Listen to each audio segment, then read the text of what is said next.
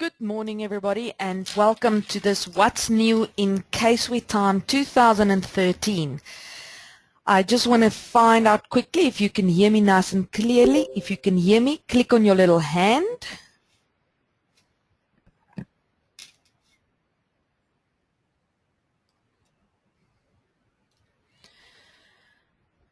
Right, so majority of you can hear me. There is some people that I can't see that they've got their sound on, but most of you can hear me. I'm happy to see that.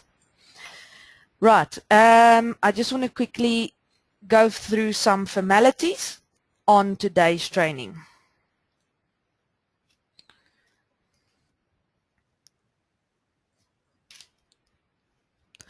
Right, so as you know, when you want to participate in today's training, you will see the demonstration screen where I will take you through the obviously new features and how to use them, etc.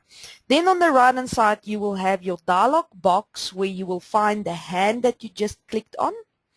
You will be able to communicate with me by typing in your questions, etc. So when we go through the training, I will give time for questions and answers. Okay, we've got a 4-hour session, but I want to try and obviously get to all the new features, etc. within CaseWare time, as well as answering your questions. Then just on the technical side, if you are experiencing problems with your sound, etc., my advice would be to disconnect from the session and then just to try and reconnect. If you find that I have technical issues on my side, just inform me by typing in the chat box if you can't hear me.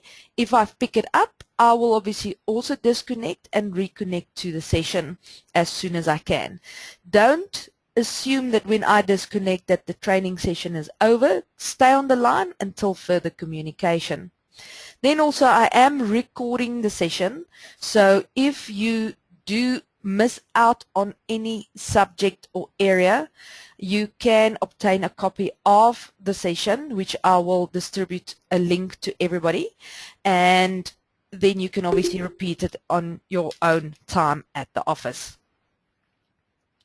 Right, so basically we're in today's training and we are going to look at the new features and fixes in CaseWare time. Now, I've emailed you the actual what's new document, as well as the upgrade and conversion guide of CaseWare time. So I'm not going to spend a lot of time on the actual upgrade and the conversion because there's a lot of new features that I need to show you on how to use it.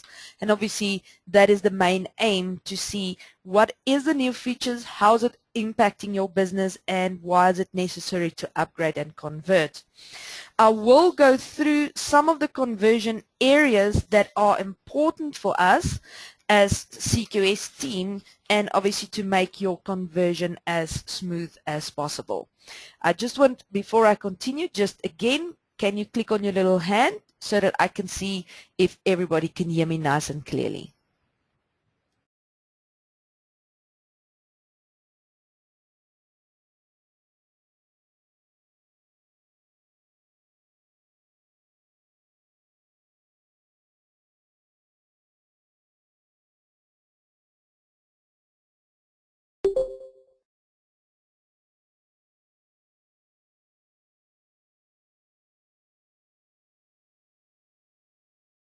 Looks like the sound are okay. Remember, there might be instances where there is a delay, so I will try and obviously speak slower, and I will also try and move from one topic to another topic in a decent manner so that everybody can obviously hear me nice and clearly. Right, so as you can see from the new features, I'm just going to briefly go through some of the areas that I will touch on today. When you look at your What's New document, you will see there's quite a lot of information that we did give on certain areas. I'm not going to go through every single topic, okay, because some of them it's just you know, a word that has changed or something like that. So I'm not going to go through every single feature that's in the What's New document. I will go through the major changes which will require some training. So that's the areas that I will be focusing on, is the areas that need actual training. So through this course, what we're going to do is we're going to look at the conversion, okay, what to expect from the conversion. I'm not going to do a conversion with you, okay, because that's going to take up some time of our new features, what the installation is involved, and what has changed on the actual interface. Good. I will also go through your company profile and all the new tabs that you will find there, so that when you look at it, you don't get a fright and you see what is new. We are going to look at your client contacts, the way we handle client contacts within CaseWare Time now has changed. All right. Then we're also going to look at the new ability to assign staff to projects, and we're also going to look at the enhancements on the staff dialog box to accept, customizing of your days and weeks. So we'll go through that as well. All right. Then, of course, the big feature in this new version of CaseWare Time is the project management enhancement. Okay, there's quite a lot of changes there that we will require some training, and that is where I want to focus my time on today, as well as the new area called issues, or basically tasks, because it's specific tasks that you can now associate with projects. We will look at some new features with when you're doing your billing from WIP, like transferring unpaid invoices to other clients, and the lock option to lock your final invoices so nobody can actually go and adjust it, which is something that has been asked for from our clients. Then we're also going to look at a lot of enhancements around the recurring invoices, where you can actually now go and set up invoices amounts to be different per client, okay, and not just a different amounts for different batches. And obviously there's some new flexibility on the process patterns in your recurring invoices that we will stand still on, and then obviously enhanced filtering options. Then also under your accounts receivable, we will look at what has changed on your cash receipts, and also a brand new feature is there is an actual process when you want to go and reverse your interest. Remember, I'm going through this just to show this is what we're going to cover in today, but I will obviously go through this in a much more detailed perspective once we've done this. Right, and then we're going to look at your documents, what new documents are in the system, okay, and also what have changed on your document manager that will help you by freezing columns and freezing headers and footers, and how that will help you use your reports obviously better. Then again, we're also going to look at your batch, email, and print, the enhancements around that, okay, and the new functionality of allowing you to put in different ports. Yay, a lot of people struggled with the bulk emailing side of CaseWare Time, where there was timeout issues, there was problems experiencing that the emails don't go through. It's only because we used one specific port, but now we allow you to go and add your ports and your settings of your Exchange server, etc. Great, so that is quite nice. And then we're going to look at the new protected areas, because obviously with new features, there's always new protected areas that comes with it. Like the projects, there's new changes and new settings that you need to go and look at your projects. So obviously we need to have new protection on that so that not everybody can go and create those settings, etc. Right, and then also the cloud integration. So we'll talk a little bit about what is the cloud integration for Time and where we are going to, and then I'll also show you what the cloud Time side looks like currently. Good, then there's also some case view changes, like the alternate address. I'll show you how to use that when you're doing an invoice. And then what I like most is the reset function. When you make changes to your templates and you've already created invoices and you want to reset it, how that's going to impact your templates from now onwards. So that's quite a lot of information, like you can see, that I want to touch base on.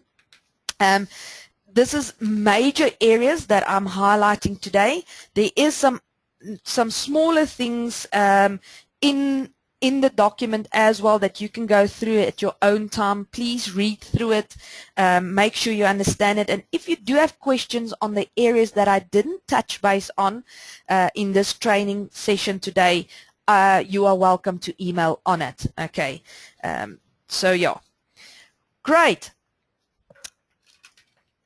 Now, just before we start doing some training areas, on your documents, I just want to quickly see that everybody received the actual documents that I've emailed to them. If you did, just click on your little hand.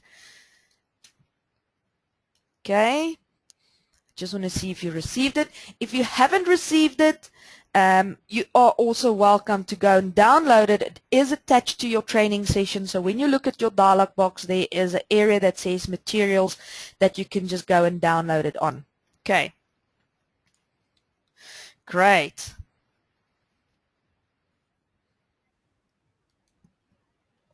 I am going to open up the new CaseWare time so long so that my screen changes so that you can see you're not just talking to a machine.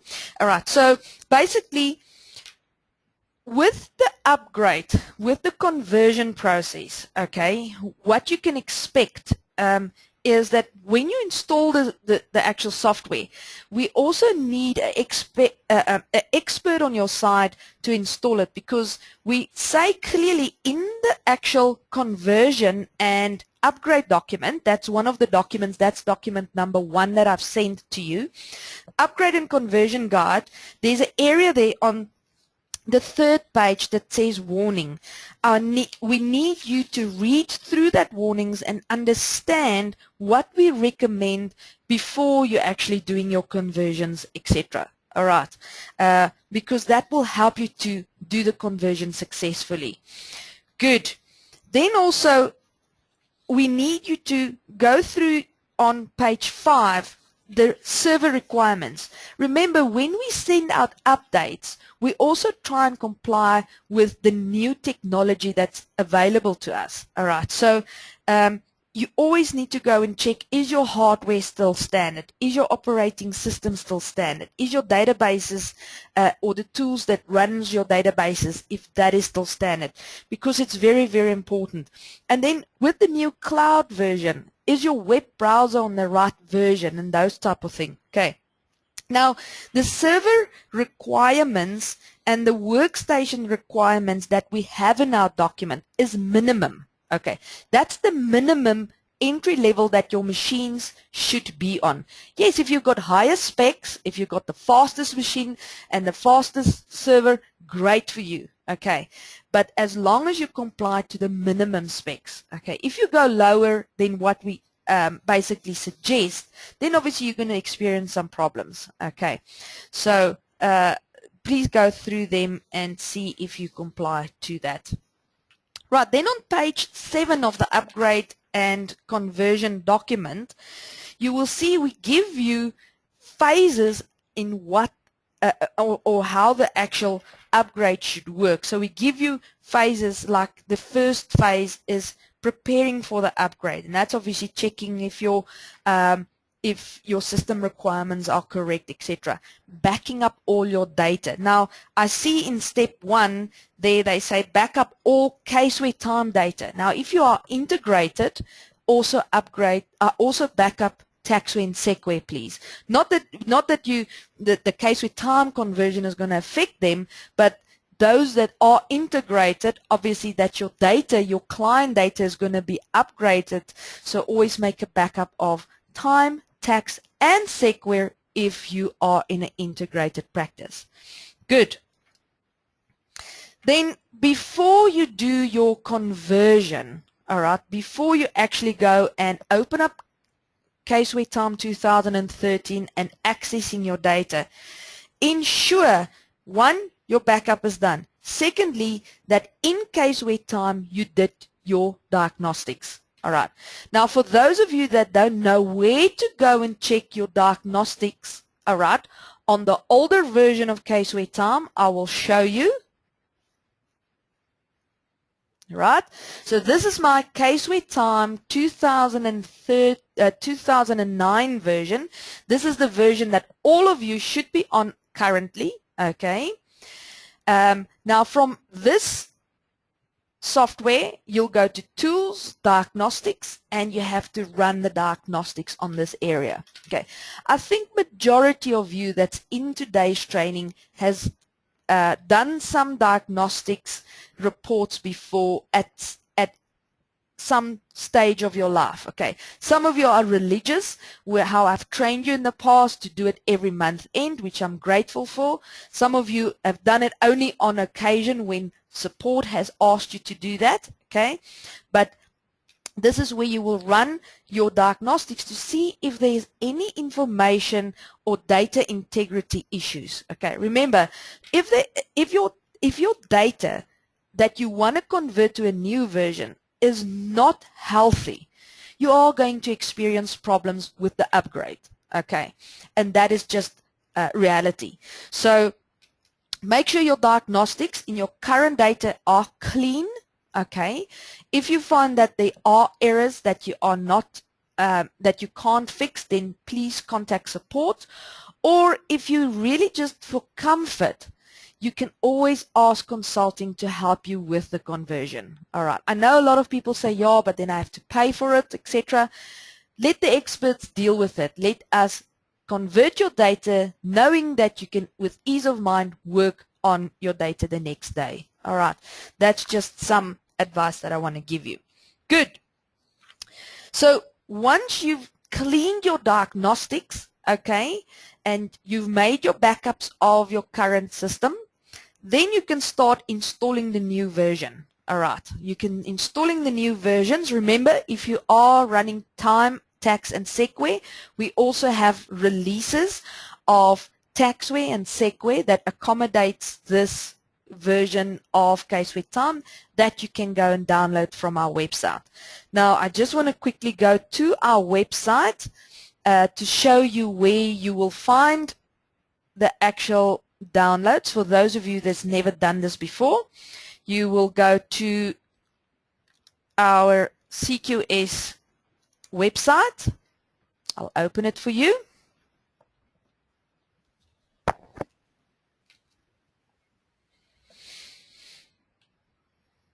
Right, when you've opened up our CQS website, you can click on the support button at the top. So you'll see there at the top there's support. As soon as you click on support, there will be this ribbon that drops down that will give you all our products. Okay, so there you can see our products, and then you will go to back office. So you'll click on support and you will click on back office on the ribbon that drops down. Once you click on back office, there will be a download page that you can go and click on.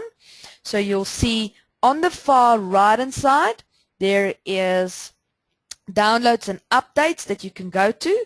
So that will take you to the download page, and that is where you will find all the current versions that you can go and download.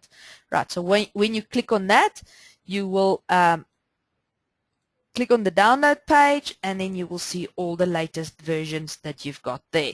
So there's the new CaseWare Time release. I'm just waiting for everybody to see my screen.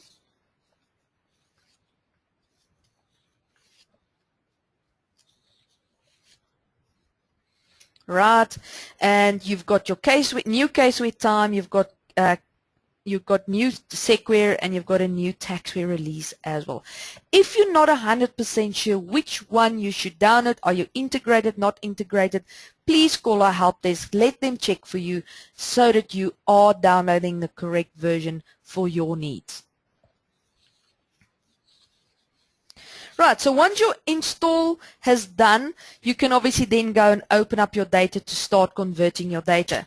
Now, one thing that you will notice is when you start converting your data or upgrading your data, let's rather call it like that, we are now going to prompt you to make a backup. Okay, even though you made a backup, CaseWare International built in a tool that you cannot upgrade your data before you didn't do the backup section. So that you will then have to go through. You will see there is going to be a backup that it's going to ask you to do, and then you have to go and back that up. Now, once the conversion is completed, now remember, if you didn't check your diagnostics beforehand and we find that there's some of the data that are not healthy, we will stop the conversion process, we will give you the warnings and errors, and then you have to go and fix them up as well. So that's why we say fix your diagnostics first if there is any, so that your conversion process will run smoothly. Because if you don't do that, you're going to have certain stops that you have to fix and then start the conversion process again, and then it might stop again, and then you have to fix again, stop again, and fix again.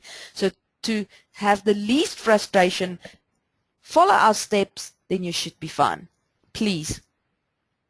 Then also, with the new version, there is you'll have to do your conversion, all right, upgrading your data, and then once the data is open and you are in the new version, there are certain things that you also have to go and convert, and it's only because we obviously changed certain areas in the software and we need to make sure that you comply to the new settings, and that is what I'll go through with you a little bit later when we get to the new features.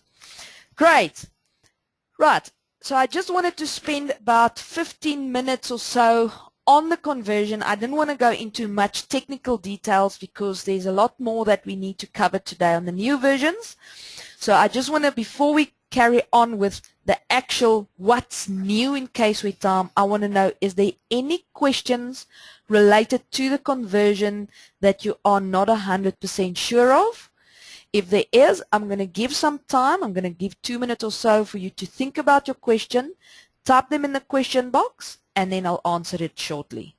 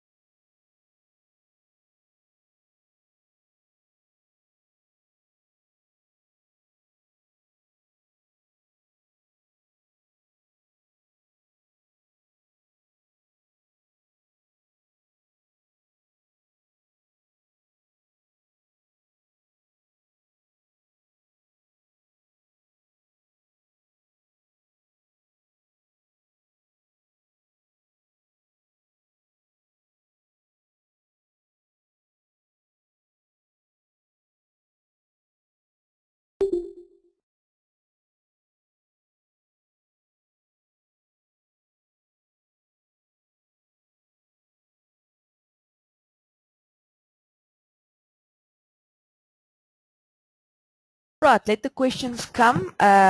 Louis, I got your question on your conversion. Right, if there's some of you that are currently converting and you have got some issues during conversion, okay, log them with me. Like Louis, you said you've got a problem with the active sync after conversion and you cannot log onto your CaseWare. All right, I won't be able to resolve that now because it's more of a support issue, but please log it with me because then I can follow up with support, or I can get somebody straight after the training to obviously assist you. All right, so any one of you that are experiencing issues with conversion currently, you're more than welcome to tell me what your issue is.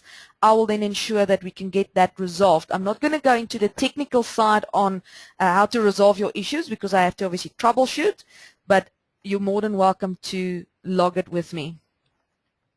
Right, I see there are some questions that's coming up. I will obviously revert back to them just now.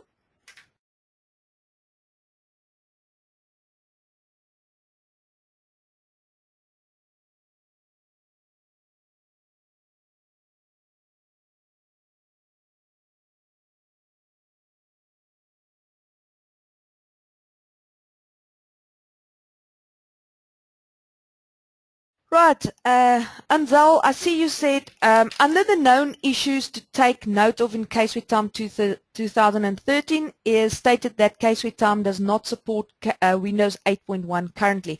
It's not that it's not running, okay? You can run on 8.1. I've seen it. It's just you might have some issues where your PDFs doesn't want to, email directly, where you first have to then save it as a PDF and those type of thing.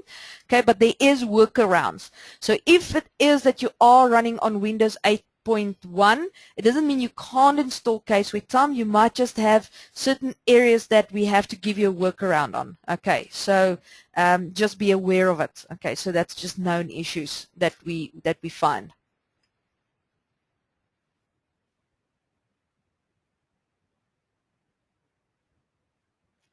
Right, Benny, you said with the conversion that after the conversion you have to perform a contact conversion, and you said you do not know if the client even uses contacts. So I will show you in 2009, before you convert your actual CaseWare Time data to 2013, how to go and check if you are using contacts. Okay, so I'll take you through that. Great. So we'll go through the contact conversion as well. Awesome.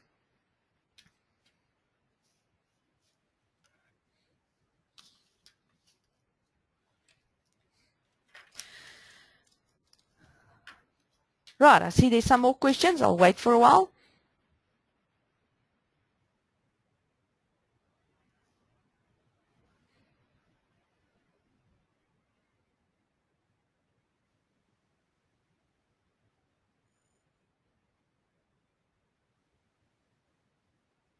Right, Benny, I see you also say that your tax backups have been failing from within the application, and you have done them manually. All right, cool. I will log that as a support case because mine also did that, and it is something on SQL that you actually have to go and set up. All right, it's like a protection thing on SQL. Cool.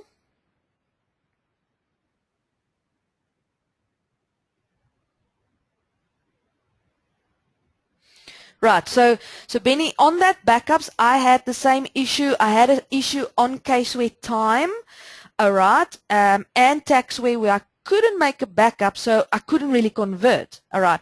So if you go and look at your SQL, your account should be local services. Your browsers should use the same services as well as your SQL instance, etc. All right, so it must be the account that it's using. If you don't know where to go and check it, I will log this case and I will ensure that somebody actually helps you with that. Carl, your question is ITM working on the 64 processes? I'll confirm that for you during our break. I'm sure it is the new one, but I will just confirm that for you, okay?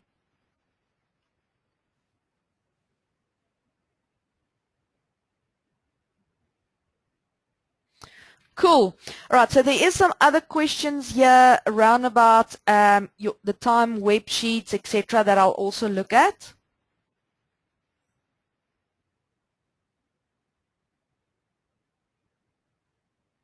Right, Wendy, you said you've downloaded the upgrade from the CQS website. However, the guide mentions a CD.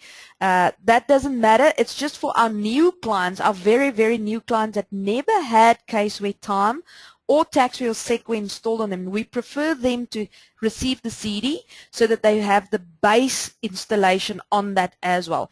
This that you downloaded should be efficient if you already got CaseWare Time installed on your machine or on the server. Okay.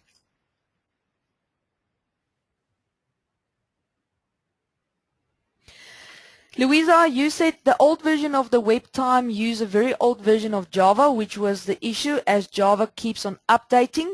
Now, remember, the time web sheets is now going to fall away completely because it's now going to become time on the go. All right. So when we get to the actual cloud side in our session later on, I will show you what requirements is needed for your browser, etc. Cool. Right. I like it. It's very interactive. I will also record these questions again, and then later on just make sure that we are on the same page. I will summarize the questions and send an email through to everybody just so that everybody is on the right page. Cool. Right, so when we get to time on the go, Benny, you said, is there any steps needed to be in time on the go working after the upgrade? Yes, there is certain steps. So when we get to the time on the go section, I will take you through what is needed within CaseWare time and also outside of CaseWare time. Right. Right, so let's continue with our what's new features. Now, like I've mentioned before, is if you are upgrading, okay, you obviously going to upgrade from CaseWare 2009 to CaseWare Time 2013. Now, with CaseWare Time 2013, there is a new function or a new feature, and that is your contacts. And your contacts basically is now simplified on how you are setting them up in CaseWare time. All right. Now, with the contacts, there is going to be a contact conversion. So if you already got people in your system, like you had a client and there is people that you marked for attention and you've got external contacts, etc. in the system, you obviously have to go and convert them to the new way of the structure in CaseWare time in contacts. Okay, so basically what you can do is before you convert your data or your contacts in CaseWare time 2009, all right, if you go to your 2009 version before anything else, after you've checked your diagnostics, etc., to go and check if you are using contacts, all right, or any form of contacts on your clients, you can do the following. There is a report in CaseWare time. Okay, so you'll see on my left-hand side in my document manager, there's a report called contacts. Okay, so if you go there, all right, let me just wait until everybody can see my screen. So there you'll see in a moment. So there you'll see on your tree view or on your document manager, you've got a folder called contacts. So basically, if you open up these contacts or these documents and there are contacts or contact details, and then you know, yes, they are using contacts within CaseWare time. Now, this contacts would generally external companies that you will deal with. So if you had a lawyer that you want to link to your client, you would have put the contact in as a lawyer, etc. Now, also, what we're saying is that all people that are not staff members in your system, all right, so you've got your clients, but then all other people associated in CaseWare time that are not staff members in CaseWare time are now considered as contacts. Okay, so what I mean by that is either you'll have contacts, or, and I'm sure most of you have this, if you go to any of your entities, all right, I'm going to just call up my test client and go to attention. So any of your entities that you had here under attention will also now be considered as a contact. Okay, so basically it's any add-ons or any information additionally to your client that are not staff members are now contacts. Okay, so if you had attention people here or you had third-party contacts on this report, it will now be considered as contacts. Okay, now because the feature of the contacts has changed a bit or changed so much, we had to take all this information and we had to create a conversion process so that we make sure we put your people at the right place in CaseWare time. Okay, and that is where the contact conversion comes in. So you will see in your What's New document, when you go to contacts, all right, I just want to find on what page, that's on page 5. On your What's New document, you will see it talks there about contacts. It says it simplifies on how contacts are set up all people in the file are now that are not staff are considered as contacts and are set up in the contacts dialog box. You will still associate contacts with your clients. You can still associate them with your clients and groups and contact companies. Now, contact companies is those external people that I'm referred to, like a lawyer or insurance company for your client, etc. And then you'll see there it's talking about contact conversion, and that's what I'll take you through now on how to convert your contacts, all right, so that it's you can use them in the new file. So straight after you've converted your data, your backup is done, your diagnostics is done, your installation is done, you're now converting your data, and your new CaseWare time practice opens in 2013, right? Straight after that, you have to go and do a contact conversion. That is if you are using contacts. Okay, and I'll show you where to find this. So I'm going to open up my new CaseWare time 2013. Right. Now you will immediately know if you're in the new version. All right. You will notice, and I'm going to quickly highlight it so that you know if you are working in the new version or not. Right at the bottom of CaseWare time, you will see these tabs. Plus, you'll have these two new buttons here at the top. If you see that, if you notice that, then you know, okay, my data is upgraded. I'm in the new 2013 file. Cool? Now, to convert your contacts in CaseWare time, those of you that has been through our conversion processes before, when we went from 2008 to 2009, you will remember that we had to go and convert our projects. Okay, because the projects has changed. So now the same thing applies for your contacts. So to go and convert your contacts, you will go to Tools, and you'll see there you'll find your contact conversion tool. Right? So when you click on Tools, Convert Contacts, it's then going to come up with your contact conversion wizard. All right? And you need to decide, if you looked at your old company structure, you need to go and say, what is majority of our clients? Is majority of our contacts persons, or is majority of our clients companies? And from the couple of conversions that I've now done in the last 2 months with clients, is majority of our South African clients are the contacts that they use is obviously persons. Now, why do I say that? Is the attention. Remember, when I go back to my 2009 and I go to my clients and there is attention persons that I have there, attention Jan at this company, attention Margie at this client, then your contact is a person. All right. So most of our clients is obviously using contacts as a person. All right. If you're not 100% sure, again, consult with us. Let support check for you on your file. What is majority of your contacts? Are they attention people, or are they actually contacts or companies?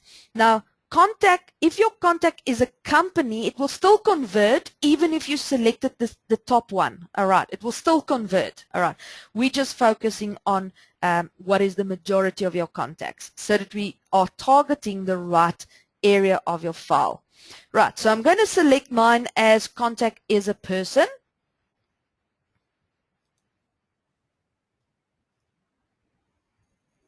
Then I'm going to click on the next button. So there you will also see, if you didn't check your previous time contact report, so if you didn't go into your 2009 file and check the contact report that I just showed you, you can also preview it here. Okay, and then please always read what the wizard expects from you, because in this case it says in time 2013, the contact need to have a last name. All right, so if you have Jan and you didn't have a last name, it obviously is going to say to you, but we only have a first name.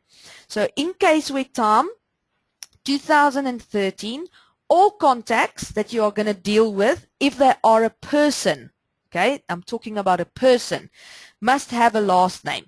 Now later in today's course, I will show you how to add new contacts to your file, you know, when you take on new clients. This is now taking your existing attention clients and just make sure that they are in your new upgraded file. Cool? Then it says there, for the least amount of editing after conversion, the last name needs to be extracted from the name field in CaseWare time 2013 or the last name field.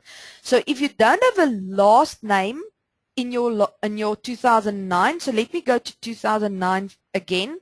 So what we're saying here is in 2009, sorry, I'm just going to quickly open up 2009 for you.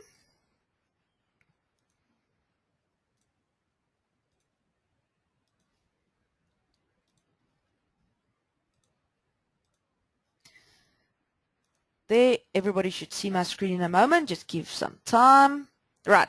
So in 2009, you know, under your attentions, you would have put a full name and maybe a last name. If you didn't had a last name in there, if you just had a full name, we're obviously going to ask you to use your first name and extract that as well as a last name. You can always go and edit it afterwards, all right, but the field can't really be blank. Okay, that's what we're saying. Okay, so you can always go and edit it afterwards. Remember, it's not cast in stone, so if your first name is going to pull through as a last name, you can always go and edit it. But I see most clients are very diligent and they do fill in first name and last names when they're dealing with attention people. Cool. Right, so I'm going to go to 2013. Right, then you've got an option there to say, I want to use my attention's last name or my contact's name. So now, if you know that you have under your attentions, you've got last name, then I would prefer you to use the second option there that says attention. I want to use the last name as my reference. It is also professional if you always address a person with his surname. Benny, your question is, does the attention tab still exist in the new file? For sure, it is. It's definitely existing, okay? It's just the way of getting the information to the attention is different, okay? You won't be able to just go and type it in now. There's a contact place where you have to go and add it, and then it pulls through to your attention, which we'll deal with in a little bit later.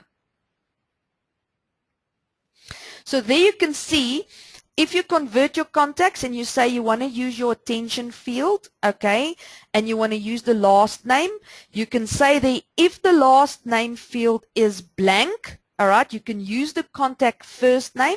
Alternatively, if you don't tick that, the last name will keep on being blank. Okay, does that make sense? I hope so.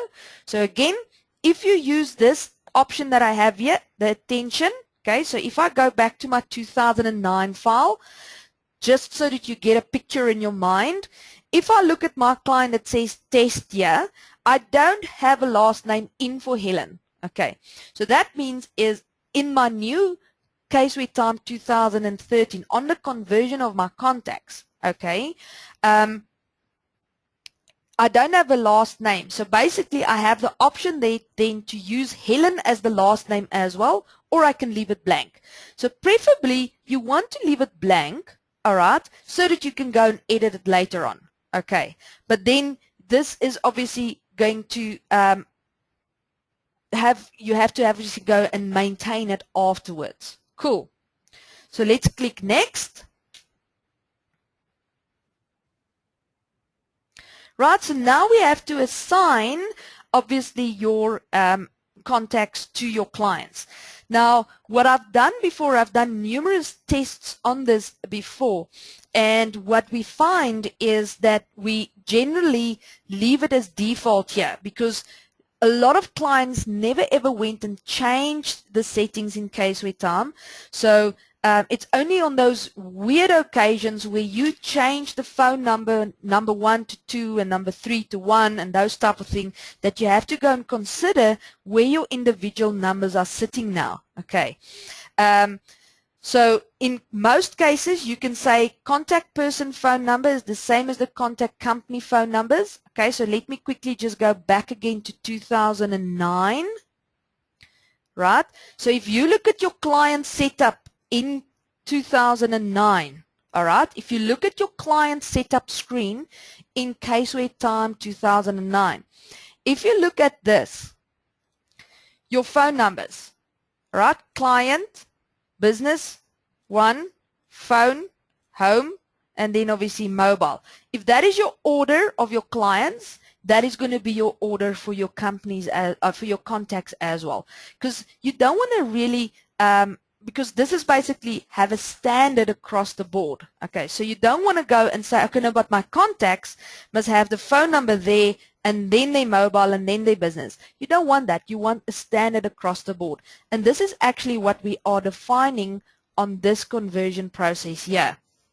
It's just to keep it the same as your clients, or if you want to change it, you can. All right. So we rather want to keep it the same. Look, again, if you did something wrong, if you made the wrong decision here, okay, once you've done the conversion, you can go and change it. Okay, you can go and change it in the company profile. So it's not again cast in stone. It's just if you do it right here, then it's going to be least maintenance afterwards. Okay. I had clients that made mistakes here that we quickly sorted out afterwards. So it's not that you have to say, okay, if I made a mistake here, it's not going to be correct. Okay. Read what is on the screen, make your right selection. If you're not sure, again, phone us, let us assist you if you're not 100% sure in this regard. Okay. I'm going to leave mine as contact person phone number is the same as the contact company phone numbers, the same settings there. So I'm going to click next. Right. And then it's just asking you, do you want to map the information to the same field? So if the company name, if there's a company name, do you still want it to be the company name, or do you want that now to go to the city, for example, which is actually very logic and very common to map it to the right fields. Okay, so you will then just map your fields, go through them, don't just assume, okay, check the company name, check the first name, check the post name, and go and make sure you map them to the right fields, like first name, post name, pre-name, and title, for example. Right. So if you want to quickly take a snapshot of this, like I've mapped mine, you can as an example. So quickly make a print screen on your side. Okay, you know how to make print screens, or take your phone and take a photo of my screen quickly, just so that you've got an example of how the mapping should look like. All right. Cool. Do that quickly for me. I'll give you a minute or two, and then we'll proceed.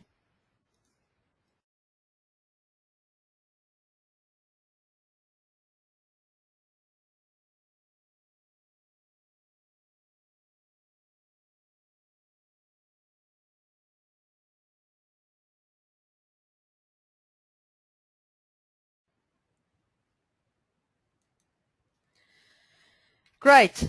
So once your mapping is done, you can click next. All right. And then you'll see in my case, and this is very important, I've got some blank fields there. Okay. And that is why it comes up with this. So there is contacts in my file that are actually blank. Okay. So you might also get this. And then you have to say, do you want to keep them, or do you actually want to delete them? All right.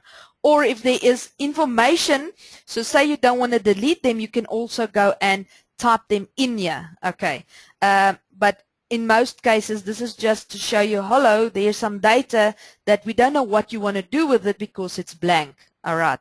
So look at it. In most cases, I've seen clients just go and delete it because it's blank fields, so that they can then go and add information in later on. So it's just basically also cleaning up any junk that is in your database. All right. So once you've basically selected it, you can then say, I want to finish, and it will start converting. Now remember, yes, this converting process can only be done once, okay?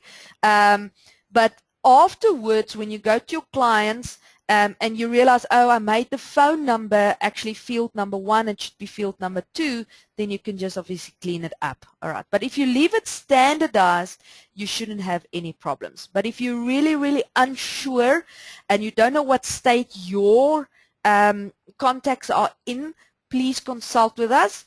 Let us give you advice on your specific situation, because every file is set up differently. Okay, good. Right, so that is your conversion process on your contacts. So when you go to a client, okay, I'm going to quickly go to a client setup screen just so that I can show you how the contacts or the attention tab looks like now. All right, so Benny, this should answer your question. Is the attentions still available? Yes, it is. So you'll see there's an attention tab, like in 2009.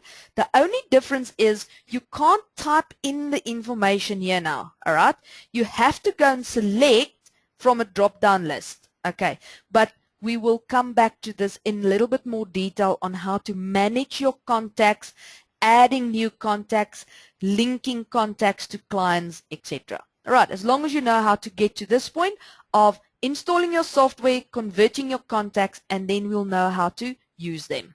Cool.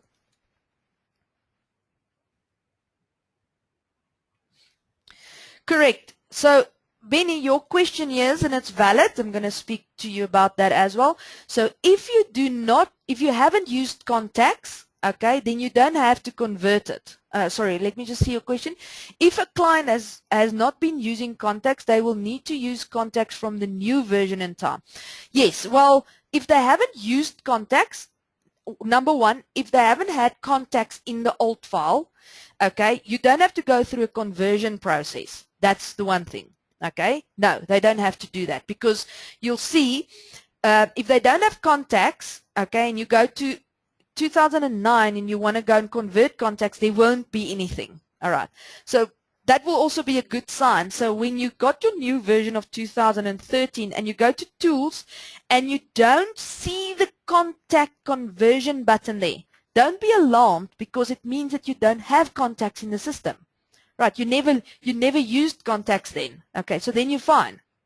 But then going forward on your clients, yes, my advice would be is to have contacts in there, because remember, you want to address your invoices. You want your invoices to go to specific people. You want your statements to go to a specific person. Plus, your contacts is now going to be so advanced that you will be able to know who are all the people associated in this client, like a CRM system, for example. Okay, the people that you are dealing at the client, you can now go and insert in a better and a proper way. Okay, good. But we'll get to that in a moment on how to use this feature and you know what all the differences is, etc., between all the fields, etc. Right, Benny, you said they have been using attention tab but not contacts. Okay, if they have been using attention, you will still go through the conversion process. Okay, because remember I said to you, if you had contacts or attention people. Okay, let me just clear that again. All right, I'm going to go to 2009. All right. Maybe this is not clear enough. Remember, I also struggled with it to understand the concept. But if you know where the information is sitting in your old version, then it will make sense. So let's do this. I'm going to quickly go to CaseWare 2009. All right. Okay. I'm going to go to a client. I'm going to add a client in 2009, your version that you currently are running. Okay, so there's my client. Okay, so remember, in your client, you could go and add attention. All right, you can say, okay, I want to send my invoices to Helen the vol. All right. But then you had additional space to go and add contacts, okay, to this client, okay. So a lot of people didn't really utilize this feature because there was no use for it as much, okay, because generally what happened is clients used this as their contacts, okay. But the contact concept here at the top was more utilized when they want to go and enter Helen's personal details, like her phone number, her address, her, she's not a client of yours, she's a contact at your client.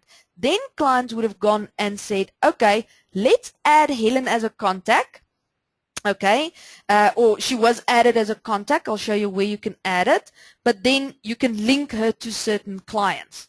All right, so basically you will have her as an attention so that you know that that is the person that's going to get my invoices, all right, attention person. But then you could go and add on to her details. You could go and say setup, contacts, and then add Helen here as a contact, which is not a client. It's not a client. You can't bill them. You can't capture time on them. It's just the director or the accountant or the lawyer or the insurance company of that actual client of yours. Does that make more sense, Benny? I hope. So basically, you had a little separate, small little database within CaseWare time. Okay, but I don't know who has ever used this. So maybe what I must do is let's quickly see from the raise of the hands who has entered contacts like I did now in the past. So basically, you used attention, of course, because that's where your emails and your statements were mailed to, and that was also pulling through to TaxWare and SegWare. But who went to setup, contacts, and then added additional information to their contacts on the screen? If you did, it wasn't wrong, obviously, but if you did, who did it? And can you click on your little hand if you used contacts like adding additional information here? You see, not a lot of people did. Right. I think a lot of people didn't use this feature, the contact feature, in the old version because there wasn't really a use for it, except for if you want to quickly phone Helen on a cell, you will have a cell phone number there, or you'll have additional information, or you could have gone and say, okay, oh, she's belonging to Deep Blue and Test and all of this. So you could see actually her role that she played in other companies as well. Okay, that is what people used it for. But in majority of our client database, what I've seen and have experienced now is a lot of people use attention. Now, if you used attention, if you've got people there under your attention tab and under your attention fields, yes, you still have to do a contact conversion, all right? In 2013, pardon me, you still have to do a contact conversion.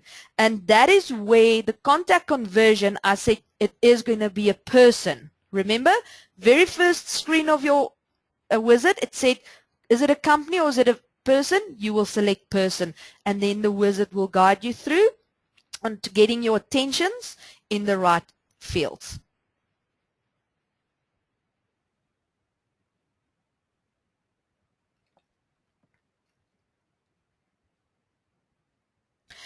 Benny, you said, would you recommend that the attention tab details be completed before you do the conversion?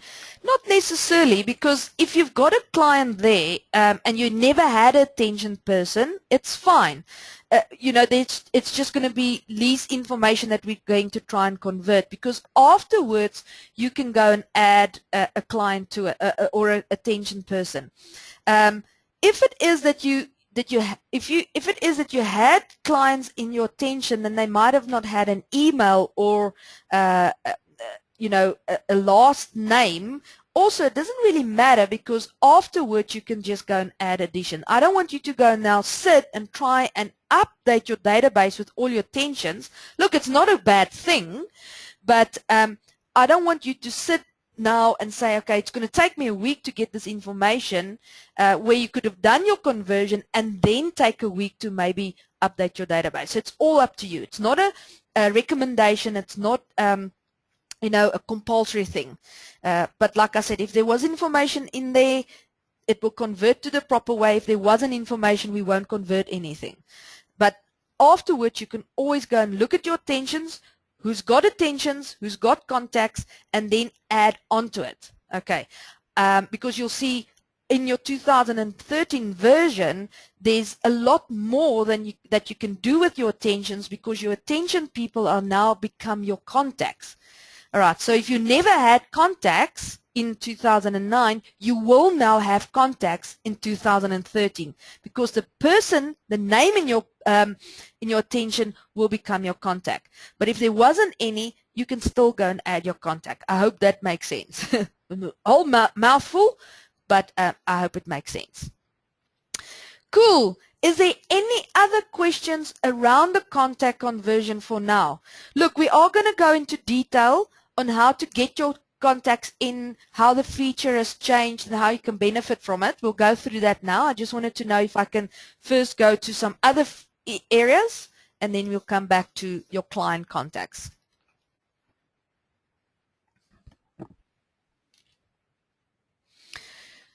Good. Right. If you do have questions and I don't answer them right away, put them in the question box. There will be times where I will go back to the last question and then go through them again. Right, so let's look at some of the other features that I want to highlight. And that is, for example, in your company profile. Okay, so when you click on File and you go to Company Profile, okay, you will see that there is a new tab, okay, and I'll highlight it now for Projects, okay, and this new tab is, we've taken it, so because your projects is obviously now going to change, which we'll talk about a little bit later.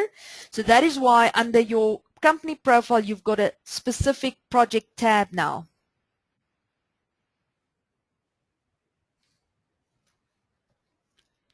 Okay, and then we also, under your terminology, as you can see, terminology, sorry, I'm going to try and say that again, terminology.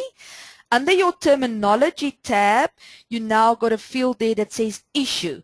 Now remember, issues are going to be associated with projects, which I'll explain a little bit later. But if you come from a CaseWare working paper environment, you know that you sometimes deal with issues in CaseWare working papers and in an audit. So basically that is the concept that they took, is that is going to be your issues or your tasks. So there's a new field there that you can go and change the wording to task if you prefer. All right. And then under your contacts, you'll see under your contact tab in the company profile screen.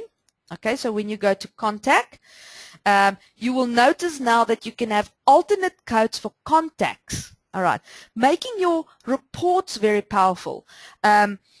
So you will see that under clients, you had alternate codes where you can actually say, do you do pay as you earn, do you do UIF, what industry does this client belong to, etc.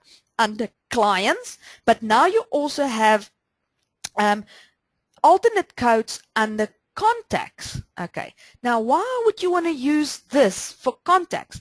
Like for example, say you want to know if he's a golfer. And then you can say yes or no, because sometimes you want to invite your clients to a golf day. Remember, because your client has got a contact, which is the partner or the director or the accountant or whatever the case might be, and then you want to maybe send out a mailer to invite them to a function. And that's why now under your contacts, you can say, is this a golfer? All right, there you go. This is a golfer. And then you can say yes, no. Now, when you go to your client setup, you can go to your contact and then you can say, yes, this client's contact is playing golf, or no, they don't play golf, so that you know what area of your database to target. Okay, so that's why I say the contacts are going to become more useful for you at the end of the day. Okay, other things, are they getting the statements? Yes, no. Is this the person, you know, what communication? Do they get the newsletters?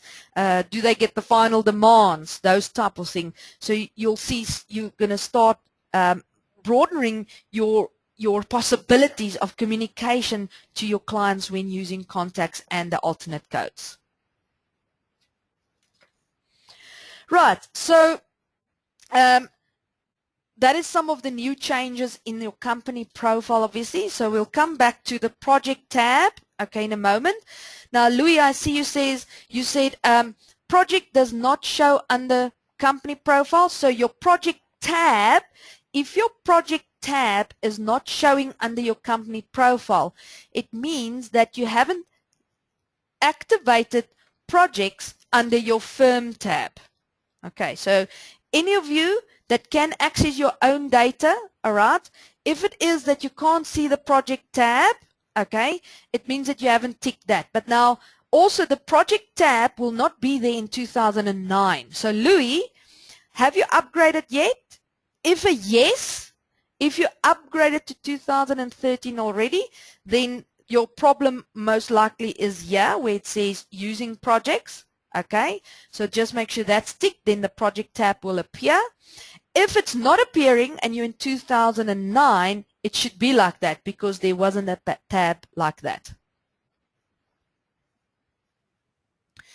Good. Carl, your question is, what is the situation whenever you need to go back to previous periods in 2009 and 10? Now, I know what you're saying is you've done year-end closes, so you can decide, do you want to upgrade all the old years to 2013? You can. But remember, we keep, if you upgrade to 2013, we keep the 2009 version, all right, on your machine. So you can still access your older files. Okay. I've seen a lot of clients that says, let's just do it. Let's convert all our files, which is fine because then you can remove the older versions of CaseWare Tom. There's not a problem with that. That is just going to take you some time. Remember that. But you can leave the old files on the old versions. The only thing that I find with that is very old files get left behind and you don't convert them, and then 2008 version is going out of date and you don't have it anymore, then you can't access it. Okay, so it's all up to you. All right. Plan it. Make sure you do the conversion process then on all the files we needed if you want to go through that process.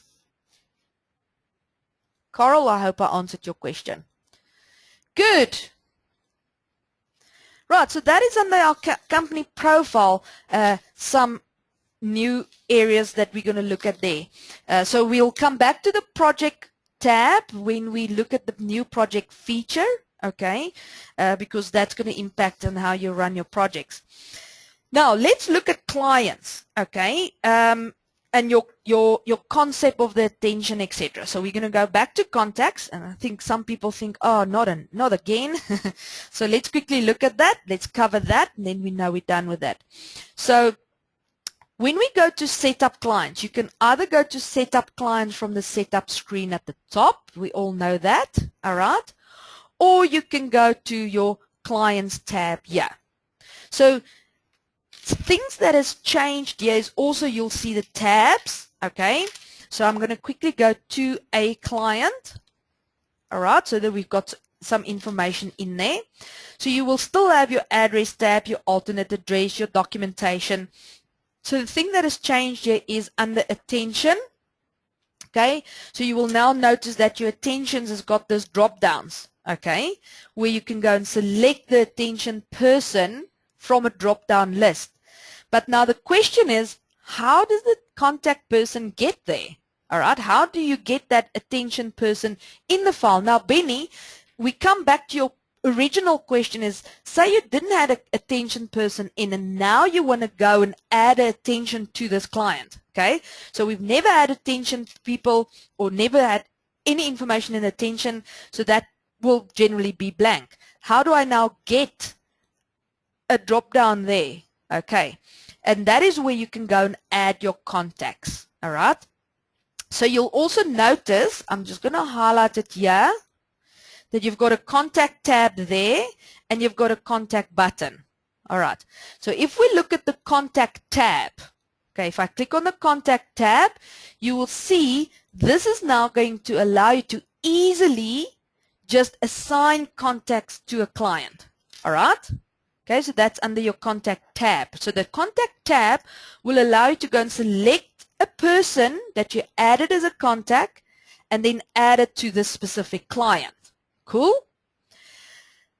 If I go back to attention tab, the contact button is where you will be able to go and add a contact. Now there's various ways on how you can go and add a contact. So you can go to your attention tab and add a contact from there. Or if you're under contacts, you can click on the add contact button here. Same principle. Okay, so you'll see there is a contact there as well. Okay. Alternatively, you can also go to setup and you can go to contacts there. All right. But now the difference between the contact setup screen is you can add contacts that are persons or you can add contacts that are companies. Okay. Right. So if you know you're going to add a contact like a third-party person, like I explained again, so say you're working with Deep Blue and you know Deep Blue, you are dealing with the insurance company for some or other reason or their lawyers, that will be a company that you're dealing with. Okay. Or alternatively, if it's a person, that's going to become your attention, because remember, your attention person is going to be a persona. It's not going to be a company that you're going to say, attention Deep Blue. You're going to say, attention Helen, attention Ross, attention Ashley, or whatever the case might be. So remember, there's a difference between contact and a company contact. Okay. Or contact companies. Let's rather say that. A company that you want to contact. All right. Good. So again, just to show you, under your client screen, if you go to a client, right, you will find your attention tab is still there, but you have to obviously go and add contacts, all right, to get them in your drop-down list. I just want to quickly see if I can find a client here. Right, so there you can see, when I go to my attention tab for Kilimanjaro, there is no attentions here, so I have to go and select a person from my list, okay, that I can go and select. So as soon as I select that person, the fields will be populated.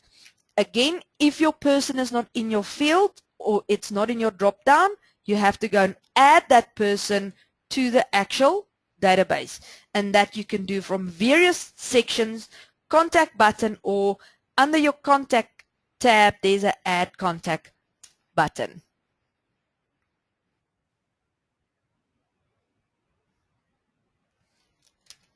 Louisa, I'll look at your question just now, all right? So I just want to complete certain things and then I'll come back to the questions. Okay, it's not that I'm ignoring you guys, okay? Cool, so I'll come back to your question in a moment. Now, how do we add this client, or how do we, what does the contact screen look like? So it doesn't matter where you access it from, there you go, there's your contact screen. So again, you can click on the new button, which I didn't find really useful. Only I guess if you're on a specific contact and you say new, it will then make it blank, all right? But it works like that when you add a new client in CaseWare time as well. So if you want to add a new client or new contact, so say for example, I want to go and say that's the surname, and then you can put the actual name in. All right, so there you can then go and specify pre-name, post-name. You know, you all know what the post-name is. Pre-name is obviously Miss, Mr., Mrs. Post-name is if they've got a specific degree that you can put in, right? Then you can also put in what type of contact is this. Now, when you go there, you can actually say, is this a lawyer? Is it an insurance company? Or is this the director? So you can, under your type, you can actually go and say, this is the director or this is the accountant.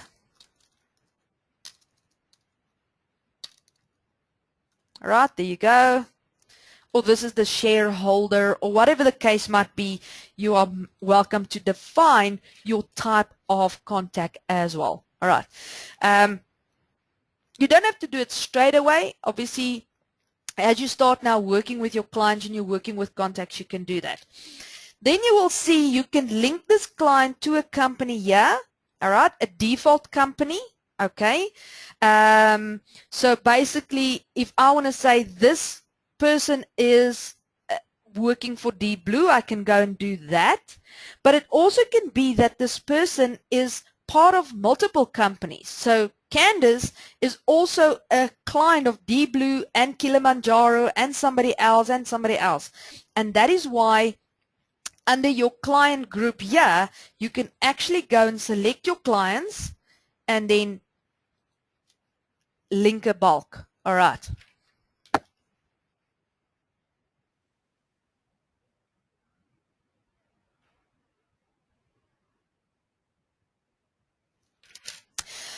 Louisa, just to come back to your question where you said you had the same person on multiple clients under the attention in the old version, and it will create duplicates. Not necessarily. Remember when I went there where I deleted my blanks? Okay, on your conversion process, if you convert your attentions now to contacts, okay, in CaseWare time, so in that whole wizard, all right, I wish I can redo it. I'm going to try when we have a break to maybe just restore it and show you again. On that conversion process, it will show you if there's duplicates. And that's where you can then go and delete the duplicates. You can delete the blanks. Does that make sense? All right. And that should then sort out your duplicates in a way. Okay. That's the way you can actually go and merge the duplicates, if that answers your question. Good. Right, so as you can see, you can then link your contact to your clients. You can link them from this screen, okay? You can link them to only one client at the top if you want to, or I'll show you under your contact tab, you can also link them there. So there's various ways where you can link your contacts to your clients, but at least you can do it in a bulk way. You don't have to do it one by one, okay? What I also like about this contact screen is this. So you'll see here that if you link your client, all right, to a company, you can actually say to them, use the address as the company address. But that then works hand in hand with the company that you filter here. All right? Because remember now, I've linked Candace to 3 different companies. Now, if I tick this, I don't know which company's address it should use. Make sense? But if I go and say, let's use bar 1 as the main company, it will then bring bar 1's address through for Candace. Okay? You got that? Let me explain it again just quickly. Right? So basically, I said we're going to use this company, bar 1, for the information. So basically when I said use the address of that company here, all right, I said tick it and it brings through the address that is in bar 1 to Candace's setup. Alternatively, if I don't tick that, it's going to be blank, or if I don't select a company at the top, it will also be blank. Right. Good. So that's your contacts, people. It's actually it's a little bit more detailed as usual, okay? Because a lot of clients didn't enter the information for their contacts, like I explained before. They just entered them under attention, which wasn't wrong. But now you can do so much more with your contacts, because sometimes you want to go and see, Candace, where is she? Okay, she's a director of that company. She's a shareholder. Although CaseWare does it for you, this is your contacts that you deal with. You want to see who you need to contact at what company. Okay. And there you can see, you can also add Candace to the contacts. So you've got Candace and you can add all the company she belongs to, or you can go to the company and add all the contacts. So there you can see that's the difference. So here in the contacts, you can add all the contacts to Kilimanjaro, or if I went to go to the contact, I will go to the contact and add the companies where they belong to. So it's just swapped around. Good. Right, so I'm going to allow for some question time again. We're going to take 2 minutes or so. I know we've covered a lot on contacts. So if there is some more questions on contacts, I'm going to allow for a minute or two on the questions. If there's something that you want me to repeat, I can, and then I'll look at the questions in a moment.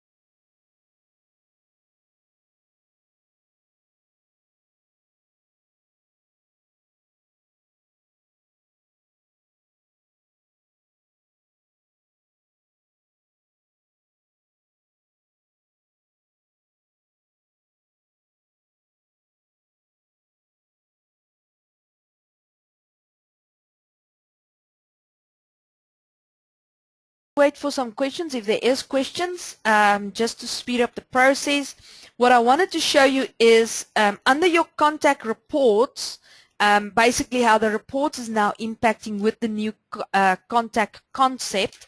So you will notice here under contacts, when you click on contact clients, you will be able to see Arnie, and you will be able to see Bill Brown, and you will be able to see where they are linked as the actual, well, who they are belonging to, sorry. So you'll see Candace, and you can see the companies that she is a contact for, Helen and Bill Brown, etc. So you will easily see where they are linked. So that is some new reports there. And then you've got a client monitor as well now, that you can actually monitor your contacts from this side, okay, and check if the information is correct. Okay, so that's quite nice. So there is some contact summary reports if you want to. So yes, that is quite useful. All right. We will spend some time a little bit later on the reports as well, because there's some certain things that I want to highlight on the reports that's also new. So we'll go into the detail of the reports later. Good. So let's continue. The other new feature that I was really impressed with is under your staff setup screen, okay? And if you go to setup staff, okay, right, I'm going to call up a staff member. You might notice that, hey, nothing really has changed unless you go to the actual tabs, all right? So you'll notice that on your staff setup, the big thing has changed here is your standard hour option, okay? Now, in the older version, okay, let me just quickly show you what it looked like in 2009. Maybe you'll see the difference immediately. So if I go to setup staff and I go to 2009, I'm just going to quickly add a quick staff member here and go to standard hours. You'll see here the difference. You had your daily hours, weekly hours, yearly hours, and your days off.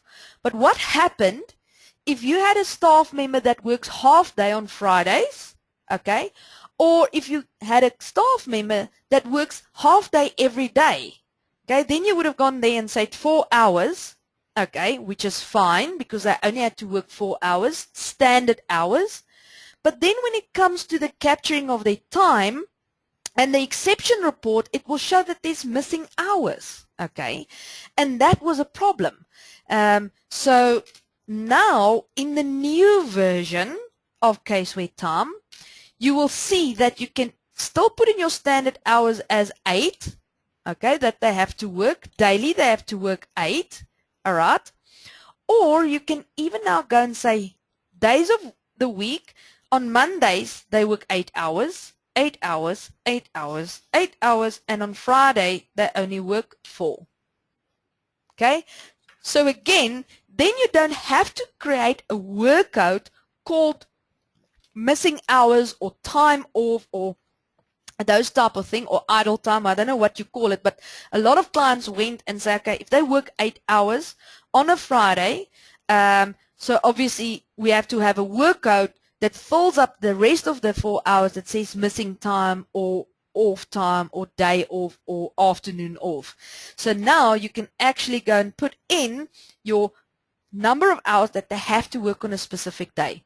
I think it's really nice because this will now help you with your exception report, because on your exception report, let me just go to the exception report. You will then be able to see which days are 4-hour days. There you go. There you go. There you go. And then there will not be missing hours even if they just captured 4 hours. All right, so that helps quite a lot. Who thinks this is a cool feature? Click on your hand if you think this is going to help you. Great, I like it. Sharon goes, yes, yes, yes, yes, yes. Excellent, excellent. Right, I just want to get a feel quickly before we move on. How many of you already done the conversion? Can you click on your little hand if you've done the conversion, if you're already working in 2013? All right, so there's not many of you. Okay, so there is some of you haven't done it.